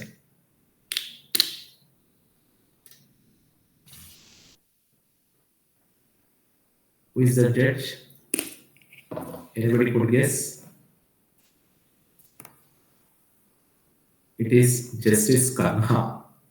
HR Kanha. ಅವರು ಕೂಡ ಕೇಶವಾನಂದ ಭಾರತಿ ಕೇಸಲ್ಲಿ ಇಂದಿರಾ ಗಾಂಧಿ ವಿರುದ್ಧವಾಗಿ ಜಡ್ಜ್ಮೆಂಟ್ ನ ಕೊಟ್ಟಿದ್ದಂಥದ್ದು. ಜಸ್ಟಿಸ್ ಕನ್ಹಾ ಒಬ್ಬರನ್ನ ಬಿಟ್ಟು ಉಳಿದವರೆಲ್ಲರೂ ಕೂಡ ಅದನ್ನ ಶ್ರೀಮತಿ ಇಂದಿರಾ ಗಾಂಧಿ ಫೇವರ್ ಆಗಿ ಡಿಸೈಡ್ ಮಾಡ್ತಾರೆ. ಆದ್ರೆ ಆ ಒಂದು ಡಿಸೆಂಟಿಂಗ್ ಒಪಿನಿಯನ್ ಏನಿತ್ತು ಕನ್ಹಾ ಅವರು, ಅದೇ ಮುಂದೆ ಮೇಜರ್ ಲಾ ಆಗ್ತದೆ ಈ ದೇಶದಲ್ಲಿ. ತದನಂತರದಲ್ಲಿ ಬಂದಂತ ಎಲ್ಲಾ ಕೋರ್ಟ್ ಡಿಸಿಷನ್ಗಳಲ್ಲಿ ಹೌದು ಎಮರ್ಜೆನ್ಸಿ ಕಾಲದಲ್ಲಿ ರೈಟ್ ಟು ಲೈಫ್ ನ ಕಿತ್ಕೊಳ್ಳೋದಕ್ಕೆ ಬರಲ್ಲ ಅಂತ ಹೇಳಿ ಕನ್ಹಾ ಅವರು ಕೊಟ್ಟಂತ ಡಿಸೆಂಟಿಂಗ್ ಒಪಿನಿಯನ್ ಏನಿತ್ತು ADM ಜಬಲ್ಪುರ್ ಕೇಸಲ್ಲಿ, ಅದು ತದನಂತರದಲ್ಲಿ ಮೆಜಾರಿಟಿ ಒಪಿನಿಯನ್ ಆದಂತದ್ದು. ಇಲ್ಲೂ ಕೂಡ ಅಷ್ಟೇ, ಇಲ್ಲೂ ಕೂಡ ಜಸ್ಟಿಸ್ ಕನ್ಹಾ ಅವರು CJ ಆಗ್ಬೇಕಾಗಿರ್ತದೆ. ಅವ್ರನ್ನ ಬಿಟ್ಟು ಅವ್ರನ್ನ CJ ಮಾಡಿದಂಥದ್ದು. ಅವರು ಜಸ್ಟಿಸ್ ಕನ್ಹಾ ಇಂದಿರಾ ಗಾಂಧಿ ಫೇವರ್ ಆಗಿ ಡಿಸಿಷನ್ ಕೊಡ್ಲಿಲ್ಲ ಅಂತ ಹೇಳಿ ಅವ್ರನ್ನ ಪಕ್ಕಕ್ಕಿಟ್ಟು ಸೀನಿಯಾರಿಟಿನ ವೈಲೇಟ್ ಮಾಡಿ ಬೇರೆಯವ್ರನ್ನ ಚೀಫ್ ಜಸ್ಟಿಸ್ ಮಾಡದಂತ ಮತ್ತೊಂದು ಪ್ರಕರಣ ADM ಜಬಲ್ಪುರ್ ಕೇಸ್. ಅಲ್ಲೂ ಕೂಡ ಎಕ್ಸಿಕ್ಯೂಟಿವ್ ಅಥಾರಿಟಿ ಜುಡಿಷಿಯರಿ ಮೇಲೆ ಯಾವ ತರದಲ್ಲಿ ಅಟ್ಯಾಕ್ ಮಾಡಿದ್ರು ಅನ್ನೋಂಥದ್ದು ಅಲ್ಲೂ ಕೂಡ ಗೊತ್ತಾಗಂಥದ್ದು. ಅದು ಇಂದಿರಾ ನೆಹರು ಗಾಂಧಿ ರಾಜನಾರಾಯಣ್ ಕೇಸ್. ಅದು ಶ್ರೀಮತಿ ಇಂದಿರಾ ಗಾಂಧಿಗೆ ಅಪೋಸಿಟ್ ಆಗಿ ಡಿಸೈಡ್ ಆಗ್ತದೆ. ಎಮರ್ಜೆನ್ಸಿ ಬರ್ತದೆ. ಸೊ ಎಮರ್ಜೆನ್ಸಿನಲ್ಲಿ like we know that what happen during emergency. So ಅಲ್ಲೂ ಕೂಡ ಅಷ್ಟೇ, ನೀವು ಇಂದಿರಾ ನೆಹರು ಗಾಂಧಿನಲ್ಲಿ ಹೇಳಿದಂತ ಬೇಸಿಕ್ ಸ್ಟ್ರಕ್ಚರ್ ಡಾಕ್ಟ್ರಿನ್ ಏನಪ್ಪಾ ಅಂತ ಹೇಳಿದ್ರೆ, ಜುಡಿಷಿಯಲ್ ರಿವ್ಯೂ ಅನ್ನೋಂಥದ್ದು ಅದು ಒಂದು ಬೇಸಿಕ್ ಸ್ಟ್ರಕ್ಚರ್. ಅದನ್ನ ನೀವು ಕ್ವಶನ್ ಮಾಡೋದಕ್ಕೆ ಆಗಲ್ಲ ಅಂತ ಹೇಳಿ ಕಾನ್ಸ್ಟಿಟ್ಯೂಷನ್ ಅಮೆಂಡ್ ಮಾಡಂತದ್ದು ಅದನ್ನ ಕ್ವಶನ್ ಮಾಡಂತದಕ್ಕೆ ಬರಲ್ಲ ಅನ್ನೋ ತರದಲ್ಲಿ ನೀವು ಕಾನ್ಸ್ಟಿಟ್ಯೂಷನ್ ಅಮೆಂಡ್ಮೆಂಟ್ ಮಾಡಂತದಕ್ಕೆ ಬರಲ್ಲ ಅಂತ ಹೇಳಿ ಇಂದಿರಾ ನೆಹರು ಗಾಂಧಿ ಹೇಳ್ತಾರೆ. ಅದು ಅಷ್ಟಕ್ಕೂ ತೃಪ್ತಿ ಆಗಲ್ಲ ಶ್ರೀಮತಿ ಇಂದಿರಾ ಗಾಂಧಿಗೆ. ಮತ್ತೆ ಅವಳು 42nd ಕಾನ್ಸ್ಟಿಟ್ಯೂಷನಲ್ ಅಮೆಂಡ್ಮೆಂಟ್ ಮಾಡ್ತಾರೆ 1976 ಅಲ್ಲಿ. ಅದರಲ್ಲಿ ಆರ್ಟಿಕಲ್ 13(4) ಮತ್ತೆ 368(4) ಸೇರಿಸ್ತಾರೆ. ಕಾನ್ಸ್ಟಿಟ್ಯೂಷನ್ 5 ಸೇರಿಸ್ತಾರೆ. ಅವುಗಳು ಏನಪ್ಪಾ ಅಂತಂದ್ರೆ, ಕಾನ್ಸ್ಟಿಟ್ಯೂಷನಲ್ ಅಮೆಂಡ್ಮೆಂಟ್ ಅನ್ನೋಂಥದ್ದು ಲಾ ಅನ್ನೋಂಥದ್ದಕ್ಕಾಗಲ್ಲ ಅನ್ನೋ ತರದಲ್ಲಿ ಅವೆರಡು ಪ್ರಾವಿಷನ್ಸ್ ಸೇರಿಸ್ತಾರೆ. ಅದರ ವ್ಯಾಲಿಡಿಟಿನ ಈ Minerva Mills versus union of India ಅನ್ನೋ ಕೇಸಲ್ಲಿ ಡಿಸೈಡ್ ಮಾಡ್ತಾರೆ. ಮಿನರ್ವಾ ಮಿಲ್ಸ್ ಅನ್ನೋಂಥದ್ದು ಕರ್ನಾಟಕದಲ್ಲಿ ಇದ್ದಂತ ಒಂದು ಟೆಕ್ಸ್ಟೈಲ್. ಅದನ್ನ ನ್ಯಾಷನಲೈಸ್ ಮಾಡೋ ಸಂದರ್ಭದಲ್ಲಿ ಅದನ್ನ ಚಾಲೆಂಜ್ ಮಾಡ್ತಾರೆ. Nationalisation of the textile, so that was challenged by this Minerva Mills, one of the prominent mill located in Bangalore. So that was challenged before court of law. ಇದರಲ್ಲಿ ಪ್ರಶ್ನೆ ಏನಪ್ಪಾ ಅಂತ ಹೇಳಿದ್ರೆ, ಈ ತರ ಕಾನ್ಸ್ಟಿಟ್ಯೂಷನಲ್ ಅಮೆಂಡ್ಮೆಂಟ್ ನ 368 ಕೆಳಗಡೆ ಮಾಡಿದಂತ ಅಮೆಂಡ್ಮೆಂಟ್ ನ 13 ಕೆಳಗಡೆ ಲಾ ಅಂತ ಹೇಳಿ ಕನ್ಸಿಡರ್ ಮಾಡಬಾರ್ದು ಅಂತ ಹೇಳಿ 368(5) ಸೇರಿಸ್ತಾರೆ. ಈ ಕಡೆ 13 ಕೆಳಗಡೆ ಅಮೆಂಡ್ಮೆಂಟ್ ಮಾಡಿ 13 ಆರ್ಟಿಕಲ್ 13 ಅಮೆಂಡ್ ಮಾಡಿ 368 ಕೆಳಗಡೆ ಮಾಡಿದಂತ ಯಾವುದೇ ಅಮೆಂಡ್ಮೆಂಟ್ ನ ಇದ್ರ 13 ಉದ್ದೇಶಕ್ಕೋಸ್ಕರ ಲಾ ಅಂತ ಹೇಳಿ ಕನ್ಸಿಡರ್ ಮಾಡೋದಕ್ಕಾಗಲ್ಲ ಅಂತ ಹೇಳಿ ಇಲ್ಲಿ ಆ ಅಮೆಂಡ್ಮೆಂಟ್ ನ ಸೇರಿಸ್ತಾರೆ. ಆ ತರದಲ್ಲಿ again Indira Gandhi made attempt to escape from the clutches of the judiciary, ಅಥವಾ ಪಾರ್ಲಿಮೆಂಟ್ ಸುಪ್ರೀಮೆಸಿನ ಕಾನ್ಸ್ಟಿಟ್ಯೂಟ್ ಮಾಡೋದಕ್ಕೆ ಹೊರಟಂತದ್ದು. ಆದ್ರೆ ಮಿನರ್ವಾ ಮಿಲ್ಸ್ ಕೇಸಲ್ಲಿ ಅದನ್ನ ಅನ್ಕಾನ್ಸ್ಟಿಟ್ಯೂಷನಲ್ ಅಂತ ಹೇಳಿ ಡಿಕ್ಲೇರ್ ಮಾಡಿದಂಥದ್ದು. ಸೊ ಅಗೇನ್ ಕೋರ್ಟ್ ಹೇಳಿದ judicial review independent judiciary. It is basic structure of the doctrine. You are not supposed to take away the basic structure doctrine by amending constitution. So that is the way, the Minerva Mills case that was decided by the court. Vaman Rao versus Union of India ಅದು 9th schedule ಸಂಬಂಧಪಟ್ಟಂತ ಒಂದು case. 9th schedule ಅಂತಂದ್ರೆ ಏನು, ನಾನು ಮೊದಲೇ ಹೇಳ್ತಾರ, ಯಾವಾಗ ಕಾಮೇಶ್ವರ್ ಸಿಂಗ್ ಕೇಸಲ್ಲಿ ಯಾವಾಗ ಕೋರ್ಟು ಇಗಾಲಿಟೇರಿಯನ್ ಸೊಸೈಟಿ ಅಥವಾ ಲ್ಯಾಂಡ್ ರಿಫಾರ್ಮ್ ಆಕ್ಟ್ಗಳನ್ನ ತದ್ವಿರುದ್ಧವಾಗಿ ಡಿಸೈಡ್ ಮಾಡೋದು ಸ್ಟಾರ್ಟ್ ಮಾಡ್ತು, ಇವರು ಫಸ್ಟ್ ಅಮೆಂಡ್ಮೆಂಟ್ ಮುಖಾಂತರ ಒಂದು ಸೇಫರ್ ಝೋನ್ ಕ್ರಿಯೇಟ್ ಮಾಡ್ತಾರೆ. ಏನಂತ, ಯಾವ್ಯಾವ ಲ್ಯಾಂಡ್ ರಿಫಾರ್ಮ್ ಆಕ್ಟ್ ಅಂತ ಜಾರಿ ತರ್ತೀವಿ ಅದು ಯಾವುದನ್ನು ಕೂಡ ಕೋರ್ಟ್ ಕ್ವಶನ್ ಮಾಡೋದಕ್ಕಾಗಲ್ಲ ಅಂತ ಹೇಳಿ 9th ಶೆಡ್ಯೂಲ್ ಕ್ರಿಯೇಟ್ ಮಾಡಿರ್ತಾರೆ 31A ಕೆಳಗಡೆ. ಯಾವ್ದ್ರಲ್ಲಿ ಫಸ್ಟ್ ಕಾನ್ಸ್ಟಿಟ್ಯೂಷನಲ್ ಅಮೆಂಡ್ಮೆಂಟ್ ಅಲ್ಲಿ ಆತರ ಎಲ್ಲಾ ಲಾಗಳನ್ನು ಅದಕ್ಕೆ ಡಂಪ್ ಮಾಡಿರ್ತಾರೆ. ಜುಡಿಷಿಯರಿ ಎಸ್ಕೇಪ್ ಆಗ್ಬೇಕು ಅಂತ ಹೇಳಿದ್ರೆ ಆ ಲಾಗಳನ್ನ ತಗೊಂಡೋಗಿ 9th ಶೆಡ್ಯೂಲ್ ಅಲ್ಲಿ ಹಾಕಾಗ್ತದೆ. ಅದು ಈ ಕೇಸಲ್ಲಿ ಕ್ವಶನ್ ಆಗ್ತದೆ. So Waman Rao versus union of India, then IR Coelho, somewhere I have mentioned that. ಆ ಕೇಸಲ್ಲಿ ಹೇಳ್ತಾರೆ 9th ಶೆಡ್ಯೂಲ್ ಅನ್ನೋದು ಅನ್ಕಾನ್ಸ್ಟಿಟ್ಯೂಷನಲ್ ಅಂತ ಹೇಳಿ. ಇಲ್ಲ, ನೀವು ಅಮೆಂಡ್ಮೆಂಟ್ ಪವರ್ ನ ಯೂಸ್ ಮಾಡಿ ಯಾವ್ದನ್ನ ಫ್ರೇಮರ್ಸ್ ಆಫ್ ದಿ ಕಾನ್ಸ್ಟಿಟ್ಯೂಷನ್ ಕೊಟ್ಟಿಲ್ವೋ ಅದನ್ನ ನೀವು ಕ್ರಿಯೇಟ್ ಮಾಡೋದಕ್ಕೆ ಬರಲ್ಲ ಅಂತ ಹೇಳಿ ಅದನ್ನ ಅನ್ಕಾನ್ಸ್ಟಿಟ್ಯೂಷನಲ್ ಅಂತ ಹೇಳಿ 9th ಶೆಡ್ಯೂಲ್ ಏನಿತ್ತು ಅದನ್ನ ಅನ್ಕಾನ್ಸ್ಟಿಟ್ಯೂಷನಲ್ ಅಂತ ಹೇಳಿ ವಾಮನ್ ರಾವ್ ಕೇಸಲ್ಲಿ ಹೇಳ್ತಾರೆ. ಅಲ್ಲೂ ಕೂಡ ಡೆಮೊಕ್ರಾಟಿಕ್ ಫಾರ್ಮ್ ಆಫ್ ಗವರ್ನೆನ್ಸ್ ಅನ್ನೋದು ಬೇಸಿಕ್ ಸ್ಟ್ರಕ್ಚರ್, ಜುಡಿಷಿಯಲ್ ರಿವ್ಯೂ ಅನ್ನೋದು ಬೇಸಿಕ್ ಸ್ಟ್ರಕ್ಚರ್ ಅಂತ ಹೇಳಿ ಆ ಕೇಸಲ್ಲಿ ಹೇಳ್ತಾರೆ. ನೆಕ್ಸ್ಟ್ ಬಂದ್ರೆ ಸಂಪತ್ ಕುಮಾರ್ ಕೇಸ್ ಅಂತ ಹೇಳಿ. Sampath Kumar versus union of India 42nd amendment ಅಲ್ಲಿ ಏನ್ ಮಾಡ್ತಾರೆ, ಕಾನ್ಸ್ಟಿಟ್ಯೂಷನ್ ಅಮೆಂಡ್ ಮಾಡಿ ಟ್ರೈಬ್ಯುನಲ್ಸ್ ಅಂತ ಸೇರಿಸ್ತಾರೆ. 323A 323B ಅಂತ ಹೇಳಿ ಕಾನ್ಸ್ಟಿಟ್ಯೂಷನ್ ಸೇರಿಸಿರ್ತಾರೆ. 14A ನ ಸೇರಿಸಿ ಈ ಎರಡು ಪ್ರಾವಿಷನ್ಸ್ ಸೇರಿಸಿರ್ತಾರೆ. ಏನದು ಅಂತ ಹೇಳಿದ್ರೆ ಟ್ರೈಬ್ಯುನಲ್ಸ್ ಸಂಬಂಧಪಟ್ಟಾಗೆ, ಅಂದ್ರೆ ಸೆಂಟ್ರಲ್ ಅಡ್ಮಿನಿಸ್ಟ್ರೇಟಿವ್ ಟ್ರೈಬ್ಯುನಲ್ ಮತ್ತೆ ಸ್ಟೇಟ್ ಅಡ್ಮಿನಿಸ್ಟ್ರೇಟಿವ್ ಟ್ರೈಬ್ಯುನಲ್ಸ್ ಮಾಡೋದಕ್ಕೆ ಅಂತ ಹೇಳಿ ಕೇಸಲ್ಲಿ ಟ್ರೈಬ್ಯುನಲ್ಸ್ ನ ಇಂಟ್ರೊಡ್ಯೂಸ್ ಮಾಡ್ತಾರೆ. ಆದ್ರೆ ಇಂಟ್ರೊಡ್ಯೂಸ್ ಮಾಡೋ ಸಂದರ್ಭದಲ್ಲಿ ಅಂದ್ರೆ 323A ಮತ್ತೆ B ಗೆ ಅನುಗುಣವಾಗಿ ಲಾನ ಮಾಡೋದಕ್ಕೆ ಪಾರ್ಲಿಮೆಂಟ್ಗೆ ಪವರ್ ಇರ್ತದೆ. ಅದರ ಪ್ರಕಾರದಲ್ಲಿ ಅವರು ಅಡ್ಮಿನಿಸ್ಟ್ರೇಟಿವ್ ಟ್ರೈಬ್ಯುನಲ್ ಆಕ್ಟ್ 1986 ನ ಜಾರಿ ತರ್ತಾರೆ. Parliament enacted that legislation. ಆದ್ರೆ ಆ ಲಾನ ನಾವು ಮಾಡಿದಂತ ಬ್ಲಂಡರ್ ಏನಪ್ಪಾ ಅಂತ ಹೇಳಿದ್ರೆ, ಟ್ರೈಬ್ಯುನಲ್ಸ್ ಕೊಟ್ಟಂತ ಡಿಸಿಷನ್ಸ್ ಏನಿರ್ತದೆ ಅದನ್ನ ಸುಪ್ರೀಂ ಕೋರ್ಟ್ ಕೇಳೋದಕ್ಕಾಗಲ್ಲ, ಹೈಕೋರ್ಟ್ ಕೂಡ, ಅಂದ್ರೆ finality of the decision, tribunals ಕೊಟ್ಟಂತ ಡಿಸಿಷನ್ ಫೈನಲ್ ಅನ್ನೋ ತರದಲ್ಲಿ ಸುಪ್ರೀಂ ಕೋರ್ಟ್ ಮತ್ತೆ ಹೈಕೋರ್ಟ್ ಕೊಟ್ಟಂತ ಪವರ್ ಏನಿತ್ತು, ಕಾನ್ಸ್ಟಿಟ್ಯೂಷನ್ ಕೆಳಗಡೆ ಸುಪ್ರೀಂ ಕೋರ್ಟ್ ಹೈಕೋರ್ಟ್ ಪವರ್ ಏನಿದೆ ಅದನ್ನ ಪಕ್ಕಕ್ಕೆ ಇಟ್ಬಿಡ್ತಾರೆ ಅಥವಾ ಅದನ್ನ ಓವರ್ ರೈಡ್ ಮಾಡೋದ್ರಲ್ಲಿ ಆ ಒಂದು ಆಕ್ಟ್ ನ ಮಾಡ್ತಾರೆ, ಅಡ್ಮಿನಿಸ್ಟ್ರೇಟಿವ್ ಟ್ರೈಬ್ಯುನಲ್ ಆಕ್ಟ್. ಅದನ್ನ ಸಂಪತ್ ಕುಮಾರ್ ಚಾಲನೆ ಮಾಡ್ತಾರೆ. ಅಂದ್ರೆ ಕಾನ್ಸ್ಟಿಟ್ಯೂಷನಲ್ ಕೋರ್ಟ್ ಇದು, ಸುಪ್ರೀಂ ಕೋರ್ಟ್ ಮತ್ತೆ ಹೈಕೋರ್ಟ್ ಕಾನ್ಸ್ಟಿಟ್ಯೂಷನಲ್ ಕೋರ್ಟ್ಸ್, ಅದ್ರ ಪವರ್ ನ ನೀವು ಕಿತ್ಕೊಳ್ಳೋದಕ್ಕೆ ಸಾಧ್ಯನಾ? ಈ ತರ ಲಾನ ಮಾಡಿ, ಫಸ್ಟ್ ಕಾನ್ಸ್ಟಿಟ್ಯೂಷನಲ್ ಅಮೆಂಡ್ಮೆಂಟ್ ಮಾಡಿ, ಅಮೆಂಡ್ಮೆಂಟ್ ಕೆಳಗಡೆ ಲಾನ ಮಾಡಿ, ಸುಪ್ರೀಂ ಕೋರ್ಟ್ ಮತ್ತೆ ಹೈಕೋರ್ಟ್ಗಳು ಟ್ರೈಬ್ಯುನಲ್ಸ್ ಕೊಟ್ಟಂತ ಯಾವ ಡಿಸಿಷನ್ ಕೂಡ ಡಿಸೈಡ್ ನೋಡೋದಕ್ಕೆ ಬರಲ್ಲ ಅನ್ನೋದಕ್ಕೆ ಸಾಧ್ಯ ಅನ್ನೋ ಪ್ರಶ್ನೆ ಆ ಕೋರ್ಟ್ ಅದರಲ್ಲಿ ಬರಲ್ಲ. So the court held that high court jurisdiction ಏನಿತ್ತು ಅದನ್ನ ಓಕೆ ಅಂತ ಹೇಳಿ ಹೇಳ್ತಾರೆ. ಟ್ರೈಬ್ಯುನಲ್ಸ್ಗೆ ಏನು ಜಡ್ಜಸ್ ನಾವು ಅಪಾಯಿಂಟ್ ಮಾಡ್ತೀವಿ ಅವರುಗಳು ಹೈಕೋರ್ಟ್ ಜಡ್ಜಸ್ ಅಷ್ಟೇ ಕ್ವಾಲಿಫಿಕೇಶನ್ ಇರೋದ್ರಿಂದ ಹೈಕೋರ್ಟ್ ಜೂರಿಸ್ಡಿಕ್ಷನ್ ಹೊರಗಡೆ ಅಂತ ಪ್ರಾವಿಷನ್ ಓಕೆ, ಆದ್ರೆ ಸುಪ್ರೀಂ ಕೋರ್ಟ್ ಅನ್ನ ಹೊರಗಡೆ ಇಡೋದ್ರಲ್ಲಿ ಬರಲ್ಲ ಅಂತ ಹೇಳಿ ಸುಪ್ರೀಂ ಕೋರ್ಟ್ ಮೇಲೆ ಇದ್ದಂತ ಲಿಮಿಟೇಷನ್ ಏನಿತ್ತು ಅದರ ಮಟ್ಟಿಗೆ ಅದನ್ನ ಕಾನ್ಸ್ಟಿಟ್ಯೂಷನಲ್ ಅಂತ ಹೇಳಿ ಈ SP ಸಂಪತ್ ಕುಮಾರ್ ಕೇಸ್ ಅಲ್ಲಿ ಡಿಸೈಡ್ ಮಾಡ್ತಾರೆ. ಎಕ್ಸಾಕ್ಟ್ಲಿ ಆಫ್ಟರ್ 10 years, ಆ ಕೇಸ್ ಆದ 10 ವರ್ಷದ ನಂತರ ಚಂದ್ರಕುಮಾರ್ ಕೇಸಲ್ಲಿ ಹೈಕೋರ್ಟ್ಗಳು ಕೂಡ ಕಾನ್ಸ್ಟಿಟ್ಯೂಷನಲ್ ಕೋರ್ಟ್ ಆ ಹೈಕೋರ್ಟ್ಗಳಿಗೆ ಈಕ್ವಲ್ ಆಗಿ ನೀವು ಟ್ರೈಬ್ಯುನಲ್ಸ್ ನ ಕ್ರಿಯೇಟ್ ಮಾಡೋದ್ರಲ್ಲಿ ಬರಲ್ಲ. ಯಾಕಂದ್ರೆ ಸಂಪತ್ ಕುಮಾರ್ ಕೇಸಲ್ಲಿ ಎರಡು ಕೂಡ ಈಕ್ವಲ್ ಅಂತ ಹೇಳ್ಬಿಟ್ಟಿರ್ತಾರೆ, ಟ್ರೈಬ್ಯುನಲ್ ಮತ್ತೆ ಹೈಕೋರ್ಟ್. ಆದ್ರೆ ಈ ಕೇಸಲ್ಲಿ ಆತರ ನೀವು ಹೇಳಕ್ ಬರಲ್ಲ. ಟ್ರೈಬ್ಯುನಲ್ ಅನ್ನೋದು ಲಾ ಮುಖಾಂತರ ಆಗಿರೋಂಥದ್ದು, ಒರಿಜಿನಲ್ ಕಾನ್ಸ್ಟಿಟ್ಯೂಷನ್ ಕೆಳಗಡೆ ಆಗಿರೋಂಥದ್ದಲ್ಲ. ಆ ಕಾರಣಕ್ಕೋಸ್ಕರ ಹೈಕೋರ್ಟ್ಗಳಿಗೆ ಹೈಕೋರ್ಟ್ ಜೂರಿಸ್ಡಿಕ್ಷನ್ ಹೊರಗಡೆ ಆಗಂತ ಅಡ್ಮಿನಿಸ್ಟ್ರೇಟಿವ್ ಟ್ರೈಬ್ಯುನಲ್ ಆಕ್ಟ್ ಏನಿತ್ತು ಅದನ್ನ ಅನ್ಕಾನ್ಸ್ಟಿಟ್ಯೂಷನಲ್ ಅಂತ ಹೇಳಿ ಡಿಕ್ಲೇರ್ ಮಾಡಬೇಕು ಅಂತ ಹೇಳಿ ಚಂದ್ರಕುಮಾರ್ ಕೇಸಲ್ಲಿ ಸುಪ್ರೀಂ ಕೋರ್ಟ್ ಹೋಗಾಗ್ತದೆ. ಸೊ ಅಲ್ಲಿ ಡಿಸೈಡ್ ಮಾಡಿದಂಥದ್ದು ಏನಪ್ಪಾ, ಅಲ್ಲೂ ಕೂಡ ಜುಡಿಷಿಯಲ್ ರಿವ್ಯೂ ಅನ್ನೋದು ಬೇಸಿಕ್ ಸ್ಟ್ರಕ್ಚರ್ ಅಂತ ಹೇಳಿ ಹೇಳುವಂಥದ್ದು. ಹೈಕೋರ್ಟ್ ಏನಿದೆ ಅದರ ಜುಡಿಷಿಯಲ್ ರಿವ್ಯೂ ಪವರ್ ಅದು ಇನ್ಹರೆಂಟ್, ಇಂಟ್ರಿನ್ಸಿಕ್ ನೀವು ಅಮೆಂಡ್ಮೆಂಟ್ ಮಾಡೋದ್ರ ಮುಖಾಂತರ ಅದನ್ನ ಕಿತ್ಕೊಳ್ಳೋದಕ್ಕಾಗಲ್ಲ ಅಂತ ಹೇಳಿ ಏನ್ ಮಾಡ್ತಾರೆ, ಹೌದು ಹೈಕೋರ್ಟ್ ಕೂಡ ಕಾನ್ಸ್ಟಿಟ್ಯೂಷನಲ್ ಕೋರ್ಟ್ ಅದಕ್ಕಿರೋಂಥ ರಿವ್ಯೂ ಪವರ್ ನೀವು ಕಿತ್ಕೊಳ್ಳೋದಕ್ಕೆ ಬರಲ್ಲ ಅಮೆಂಡ್ಮೆಂಟ್ ಮುಖಾಂತರ. ಆದ್ರೆ ಏನಪ್ಪಾ ಅಂತ ಹೇಳಿದ್ರೆ ಟ್ರೈಬ್ಯುನಲ್ ಡಿಸಿಷನ್ ಗಳನ್ನ ನೋಡುವಂತ ಸಂದರ್ಭದಲ್ಲಿ ಹೈಕೋರ್ಟ್ ಮೊದಲೇನಿತ್ತು, ಟ್ರೈಬ್ಯುನಲ್ ಕೋರ್ಟ್ ಡಿಸಿಷನ್ ಹೈಕೋರ್ಟ್ ನೋಡೋದಿಲ್ಲ ಅಂತ ಹೇಳಿ ಸಂಪತ್ ಕುಮಾರ್ ಕೇಸಲ್ಲಿ ಹೇಳಿದಂಥದ್ದು. ಆದ್ರೆ ಈ ಕೇಸಲ್ಲಿ ಏನ್ ಹೇಳ್ತಾರೆ, ಟ್ರೈಬ್ಯುನಲ್ ಗಳಲ್ಲಿ ಹೈಕೋರ್ಟ್ ಜಡ್ಜಸ್ ಇದ್ರೂ ಕೂಡ ಹೈಕೋರ್ಟ್ ಅದರ ಮೇಲೆ ಅಪೀಲ್ ನೋಡಬಾರದು ಅಂತ ಏನಿಲ್ಲ. ಆದ್ರೆ ಅಪೀಲ್ಗಳನ್ನ ಅಕ್ಸೆಪ್ಟ್ ಮಾಡೋ ಸಂದರ್ಭದಲ್ಲಿ, ಟ್ರೈಬ್ಯುನಲ್ಸ್ ವಿರುದ್ಧ ಅಪೀಲ್ಗಳನ್ನ ನೋಡೋ ಸಂದರ್ಭದಲ್ಲಿ ಡಿವಿಷನಲ್ ಬೆಂಚ್ ಇರಬೇಕು. ಯಾವಾಗಲೂ ಇಬ್ರು ಜಡ್ಜಸ್ ಗಳು ಅದನ್ನ ಕೇಳಬೇಕು, ಒಬ್ರು ಕೇಳೋಂಥದ್ದಲ್ಲ, ಇಬ್ರು ಕೇಳಬೇಕು ಅಂತ ಹೇಳಿ the court appealed the judicial review power of the high court through this Chandrakumar case. ಅದು that is the way that judicial review power was declared as basic structure of the Indian constitution. IR Coelho ಅದು Vaman Rao case ಅವೆರಡು ಒಂದು. ಆದ್ರೆ IR ಕೊಯ್ಲೋದಲ್ಲಿ Vaman Rao ಅಲ್ಲಿ basic structure doctrine ಬಂದಾಗಿಂದ ಈಚೆಗೆ ಅವುಗಳನ್ನ ನೋಡಬಹುದು ಅಂತ ಹೇಳಿ ಹೇಳಿದ್ದಾರೆ.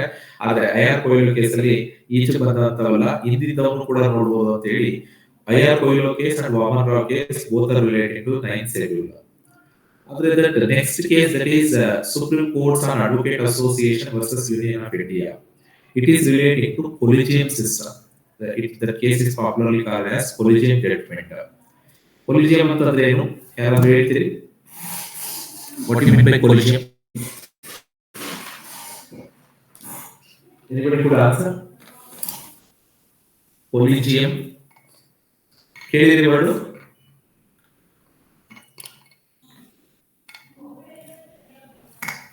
Collegium I am asking. So there are 40 students. Anybody could answer what is collegium?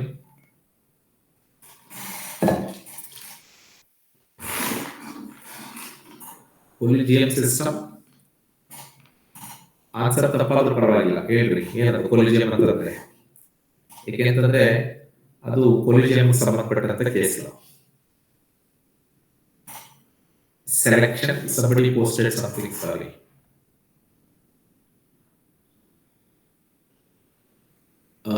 Selection of the Supreme Court judges. Good, correct sir. Sashikant Rao sir. So selection of the judges for Supreme Court and High Court, collegium. So is Supreme Court advocates are record. Madam Sumitra madam.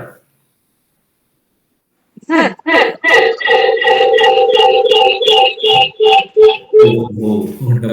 Double device use ಮಾಡ್ತಾ ಇದೆ, ಅದಕ್ಕೆ ಆ sound ಬರ್ತಾ ಇದೆ. So ನಾವು ನಾನು ಮಾತಾಡಿದ್ರೆ ಸಿಕ್ಕಾಪಟ್ಟೆ ಮಾತಾಡ್ಬಿಡ್ತೀನಿ. ಇನ್ನೊಂದು 10 ನಿಮಿಷದ 5 ನಿಮಿಷದಲ್ಲಿ ಮುಗಿಸ್ಬಿಡ್ತೀನಿ. ಓಕೆ ಆಯ್ತು sir. Okay sir.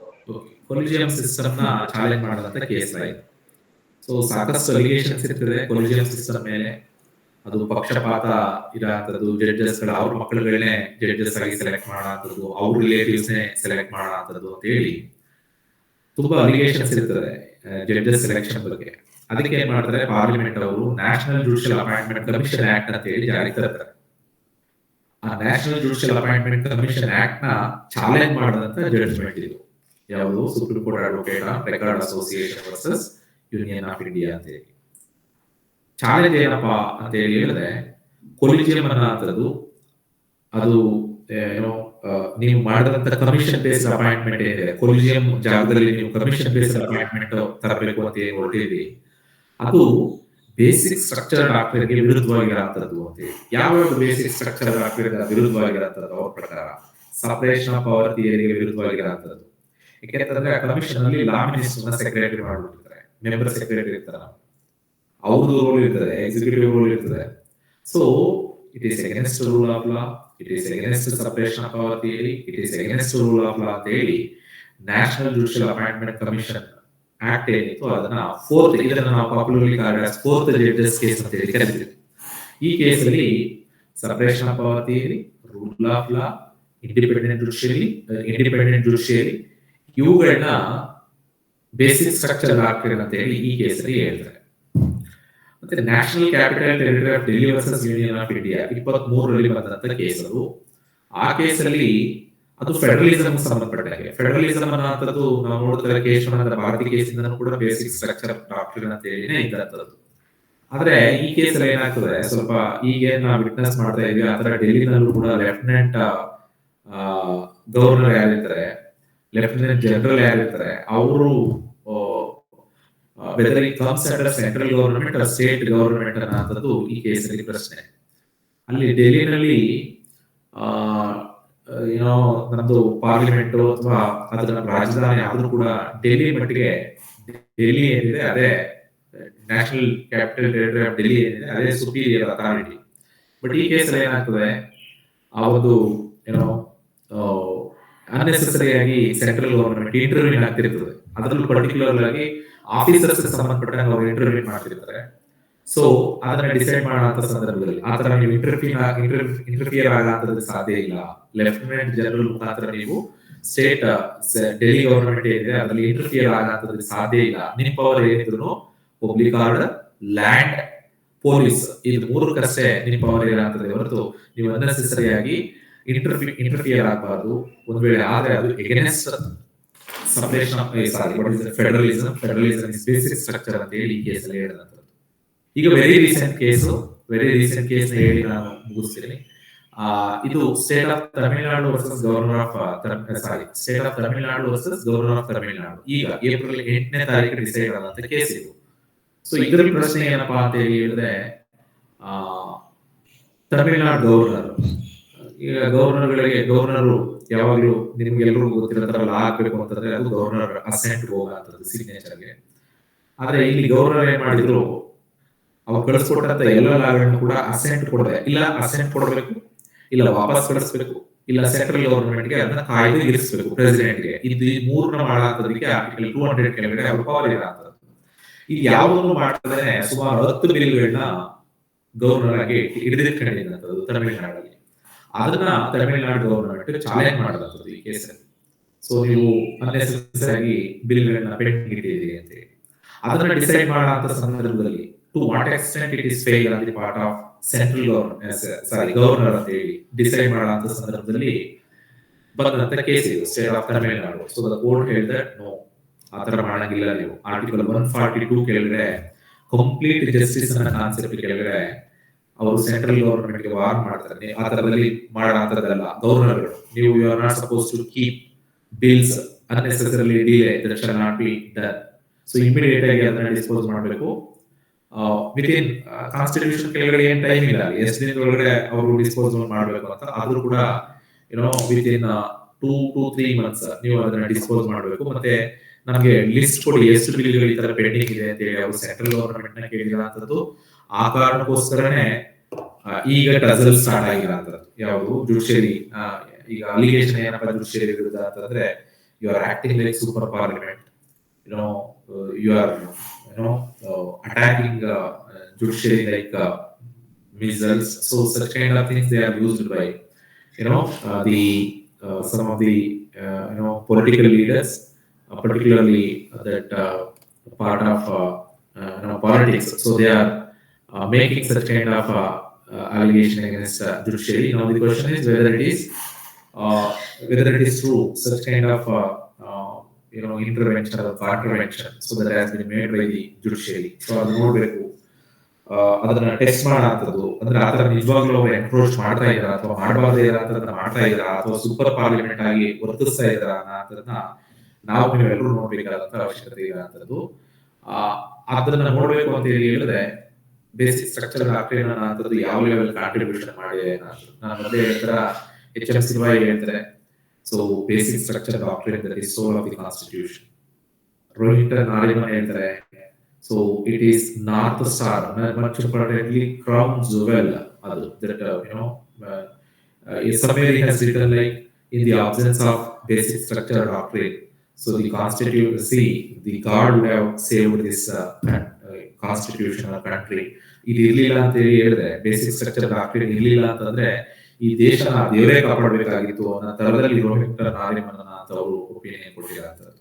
So ultimate ಆಗಿ ಕಾನ್ಸ್ಟಿಟ್ಯೂಷನಲ್ ಗವರ್ನೆನ್ಸ್ ಅನ್ನೋದು ಉಳಿಬೇಕು ಅಂತ ಹೇಳಿದ್ರೆ, ಕಾನ್ಸ್ಟಿಟ್ಯೂಷನಲ್ ವ್ಯಾಲ್ಯೂ ಅನ್ನೋದು ಈ ದೇಶದಲ್ಲಿ ಉಳಿಬೇಕು ಅಂತ ಹೇಳಿದ್ರೆ, ಅಥವಾ rule of law, democracy, fundamental rights, independent judicial review ಅನ್ನೋಂಥದ್ದು ಉಳಿಬೇಕು ಅಂತ ಹೇಳಿದ್ರೆ that basic structural doctrine, it is very much required for this system, and that is the way our judiciary has nurtured, nourished the judicial concept of basic structural doctrine, and that is the way we are to cherish the role played by basic structural doctrine for the betterment of the governance of this country.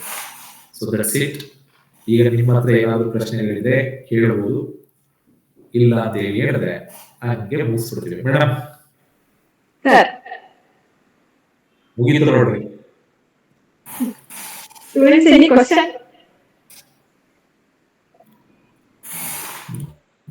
No question. Anything to clarify, sir? Yes. No, sir. Actually, it is they recreated answer, sir. ಏನ್ ಅನ್ನಿಸ್ರಿ? Recreate ಮಾಡಿದ್ವಿ ನಾವು 25th April 1973 recreate ಮಾಡಿದ್ವಿ ಅದೇ ಅನ್ಸ್ತಾ ಇದೆ sir. ನನಗೆ ಖುಷಿ ಗೊತ್ತಾ, ನಿಮ್ಮ ಕಾಲೇಜ್ ಸೆಲೆಬ್ರೇಟ್ ಮಾಡ್ತಿರೋದು ಯಾರು ಮಾಡಿಲ್ಲ.